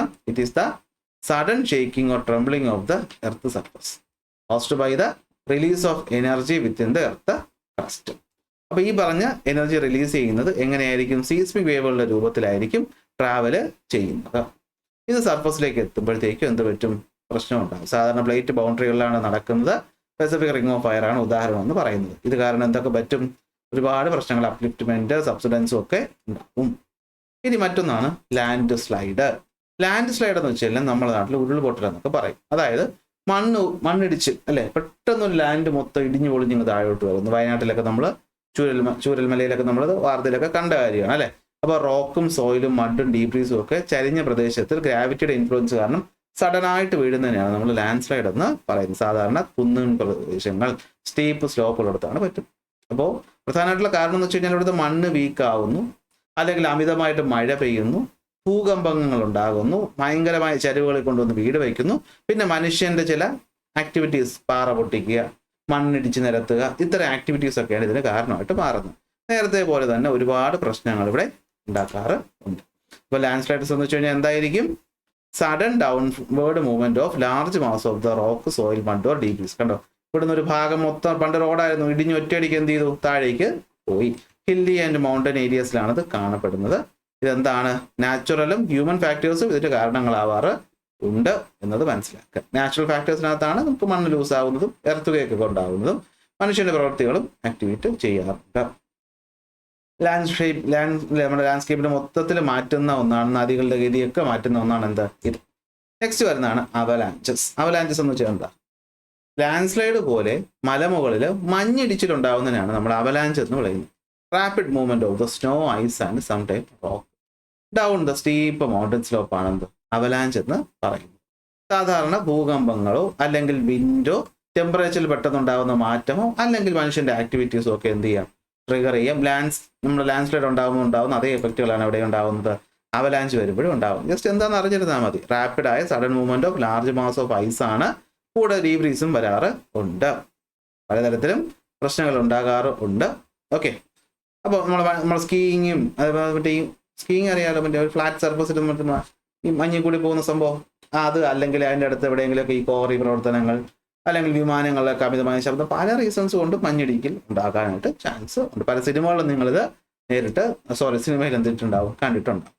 ലാസ്റ്റ് വരുന്നതാണ് ഗ്ലേഷ്യൽ ലേക്ക് ഔട്ട്ബേസ്റ്റ്. അപ്പോൾ ഈ ഗ്ലേഷ്യൽ ലേക്ക് ഔട്ട്ബേസ്റ്റ് ഫ്ലഡ് എന്ന് വെച്ചാൽ ചിലപ്പോൾ ഈ ഗ്ലേഷ്യൽ നിന്നുള്ള വെള്ളം മെൽറ്റ് ചെയ്ത് വരും. ഇതിനൊരു നോർമൽ റേറ്റ് ഉണ്ട്. എന്നാൽ ചിലപ്പോൾ കാലാവസ്ഥാ വ്യത്യാസം കാരണം എന്ത് പറ്റും, വരുന്ന വെള്ളത്തിൻ്റെ അളവ് കൂടും. അല്ലെങ്കിൽ ഏതെങ്കിലും പാറകൾക്കിടയിലൊക്കെ വെള്ളം തങ്ങി നിന്നിട്ട് ഒറ്റയടിക്ക് പെട്ടെന്ന് ഒഴുകി വരാം. അപ്പോൾ ഇത്തരം കാര്യങ്ങൾ ഉണ്ടാകുമ്പോൾ പെട്ടെന്ന് നദികളിലൂടെ ഒഴുകി വരുന്ന വെള്ളത്തിൻ്റെ അളവൊക്കെ കൂടുമ്പോൾ അതിലുള്ള ഡാമൊക്കെ പൊട്ടിപ്പൊളിഞ്ഞ് പെട്ടെന്ന് ഒരു സ്ഥലം മൊത്തം വെള്ളത്തിൽ മുങ്ങിപ്പോയാൽ അതിനാണ് ഗ്ലേഷ്യൽ ലേക്ക് ഔട്ട്ബേസ്റ്റ് എന്ന് പറയുന്നത്. അപ്പോൾ ഗ്ലേഷ്യൽ ലേക്സ്, അതായത് ഗ്ലേഷ്യർ ഉള്ള സ്ഥലങ്ങളിലാണ് സാധാരണയായിട്ട് കാണപ്പെടുന്നത്. ഉത്തരാഖണ്ഡ് എന്ന് പറയുന്ന സ്ഥലത്ത് കുറച്ച് കാലങ്ങൾക്ക് മുമ്പ് ഇതുപോലൊരു ഫ്ലഡ് ഉണ്ടായി. ഇതാണ് റീസൺ എന്നാണ് എൻ്റെ ഓർമ്മ. നിങ്ങളൊന്ന് ഗൂഗിൾ ചെയ്ത് നോക്കുക, ഉത്തരാഖണ്ഡ് ഫ്ലഡ് എന്ന് അടിച്ചാൽ. അപ്പോൾ ഗ്ലേഷ്യൽ ലേക്സ് എന്ന് വെച്ചാൽ എങ്ങനെയാണ്, ഗ്ലേഷ്യർ ഉരുകി വരുന്ന വെള്ളം വരുന്ന ലേക്കിനെയാണ് നമ്മൾ ഗ്ലേഷ്യൽ ലേക്ക് എന്ന് വിളിക്കുന്നത്. ചില സമയത്ത് ഈ മെൽറ്റ് ചെയ്ത വെള്ളത്തിന്റെ അളവ് ഒരിടത്ത് അക്യൂമുലേറ്റ് ചെയ്ത് നാച്ചുറൽ ബാരിയറിനൊക്കെ പൊട്ടിച്ചുകൊണ്ട് വരുന്നതാണ് നമ്മൾ എന്തെന്ന് പറയുന്നത്, ഈ പറയുന്ന ഗ്ലേഷ്യൽ ലേക്ക് ഔട്ട്ബേസ്റ്റ് എന്ന് പറയുന്നത്. ഹെവി റെയിൻഫോളും ഹെവി മെൽറ്റിങ്ങും ഒക്കെ ഇതിന് കാരണമാകാറുണ്ട്. ചിലപ്പോൾ ഭൂകമ്പങ്ങളും കാരണമാകാറുണ്ട്. ഇതും എന്ത് ചെയ്യും, ഡിവാസ്റ്റിംഗ് ആയിട്ടുള്ള ഫ്ലഡിങ് ഉണ്ടാക്കുകയും ജീവനും നാശനഷ്ടം ഉണ്ടാക്കുകയും ചെയ്യും. അടുത്ത് വരുന്നതാണ് എന്താ, ഡസ്റ്റ് സ്റ്റോം. ഇത് നമ്മൾ ഓൾറെഡി പറഞ്ഞു കഴിഞ്ഞു, വീണ്ടും പറയണ്ടല്ലോ. ഡസ്റ്റ് സ്റ്റോം എന്തായിരിക്കും, സിമ്പിൾ, മണൽക്കാറ്റ് അല്ലേ. ഡസ്റ്റും സാൻഡും കൂടെ ഒരുമിച്ച് ചേർന്ന് കാറ്റിനോടൊപ്പം വീശുന്നതിനെയാണ് ഡസ്റ്റ് സ്റ്റോം എന്ന് പറയുന്നത്. ഡെസേർട്ട് അല്ലെങ്കിൽ സെമി എയറിഡ് റീജിയൻസിലാണിത് കാണപ്പെടുന്നത്. ഇങ്ങനെ കാറ്റ് വരുമ്പോഴത്തേക്കും നമുക്ക് വാഹനം ഓടിക്കാനൊന്നും പറ്റത്തില്ല. അതിൽ പെട്ടുപോയി കഴിഞ്ഞാൽ ചിലപ്പോൾ അപകടങ്ങൾ ഉണ്ടാകാനും ചാൻസ് ഉണ്ട്. ഇത്രയേ ഉള്ളൂ. ലാസ്റ്റ് ഭാഗത്തോട് നമ്മൾ എത്തി, ഡിസാസ്റ്റർ മിറ്റിഗേഷൻ. അപ്പോൾ ഇത്രയും പ്രശ്നങ്ങളൊക്കെ ഉണ്ടാവുമെങ്കിൽ നമ്മൾ ഇപ്പോഴും മലഞ്ചെരുവിലൊക്കെ കൊണ്ടുവന്ന് വീട് വയ്ക്കാറുണ്ട് അല്ലേ. എന്തുകൊണ്ടാണ്? നമുക്ക് വേറെ സ്ഥലമില്ലാത്തത് കൊണ്ടാണ്. പക്ഷെ നമുക്കപ്പോൾ ഇതുപോലത്തെ ഡിസാസ്റ്ററുകൾ ഒരിക്കലും നമുക്ക് അവോയ്ഡ് ചെയ്യാൻ പറ്റത്തില്ല. അതായത് നടക്കാതിരിക്കാൻ എന്തെങ്കിലും പ്രതിവിധി ഉണ്ടോ എന്ന് ചോദിച്ചാൽ ഇല്ല, നമ്മുടെ കയ്യിലല്ലല്ലോ, സഡനായിട്ട് ഉണ്ടാവുന്നല്ല. അപ്പം എന്ത് ചെയ്യാൻ പറ്റും, അതിൻ്റെ ഇമ്പാക്റ്റ് കുറയ്ക്കാനായിട്ട് പറ്റും. നമ്മൾ സെൻസിബിളായിട്ട് പ്രവർത്തിച്ചു കഴിഞ്ഞു. So we can minimize the harmful effect, അത്രേ പറ്റത്തുള്ളൂ. റെഡ്യൂസോ മിനിമൈസോ ചെയ്യാനേ പറ്റത്തുള്ളൂ, അത് ഒരിക്കലും ഇല്ലാണ്ടാക്കാൻ പറ്റത്തില്ല. സോ ഡിസാസ്റ്റർ മിറ്റിഗേഷൻ എന്ന് വെച്ചാൽ എന്താണ്, ഇങ്ങനെ ഈ പറയുന്ന ഇഫക്റ്റ് റെഡ്യൂസ് ചെയ്യാൻ വേണ്ടി നമ്മൾ എടുക്കേണ്ട പ്രവർത്തനങ്ങളെയാണ് നമ്മൾ ഡിസാസ്റ്റർ മിറ്റിഗേഷൻ മെഷേഴ്സ് എന്ന് പറയും.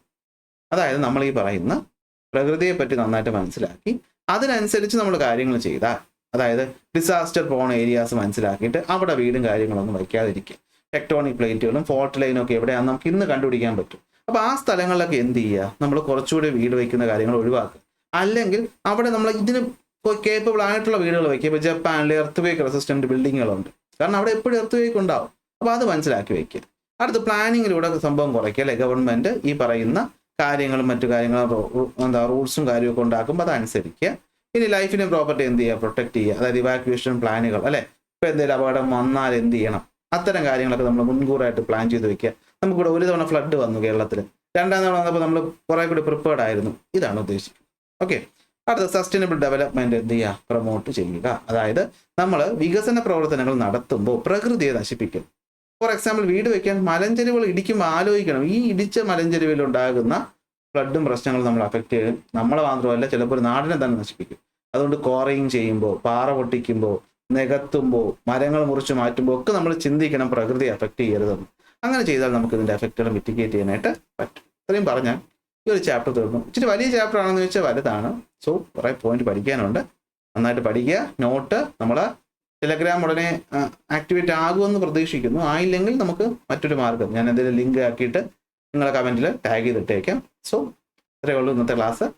ഇഷ്ടപ്പെട്ടാൽ ലൈക്ക് ചെയ്യുക, ഷെയർ ചെയ്യുക, സബ്സ്ക്രൈബ് ചെയ്യുക. അടുത്ത ക്ലാസ്സിൽ അടുത്ത ടോപ്പിക്കായിട്ട് കാണാം.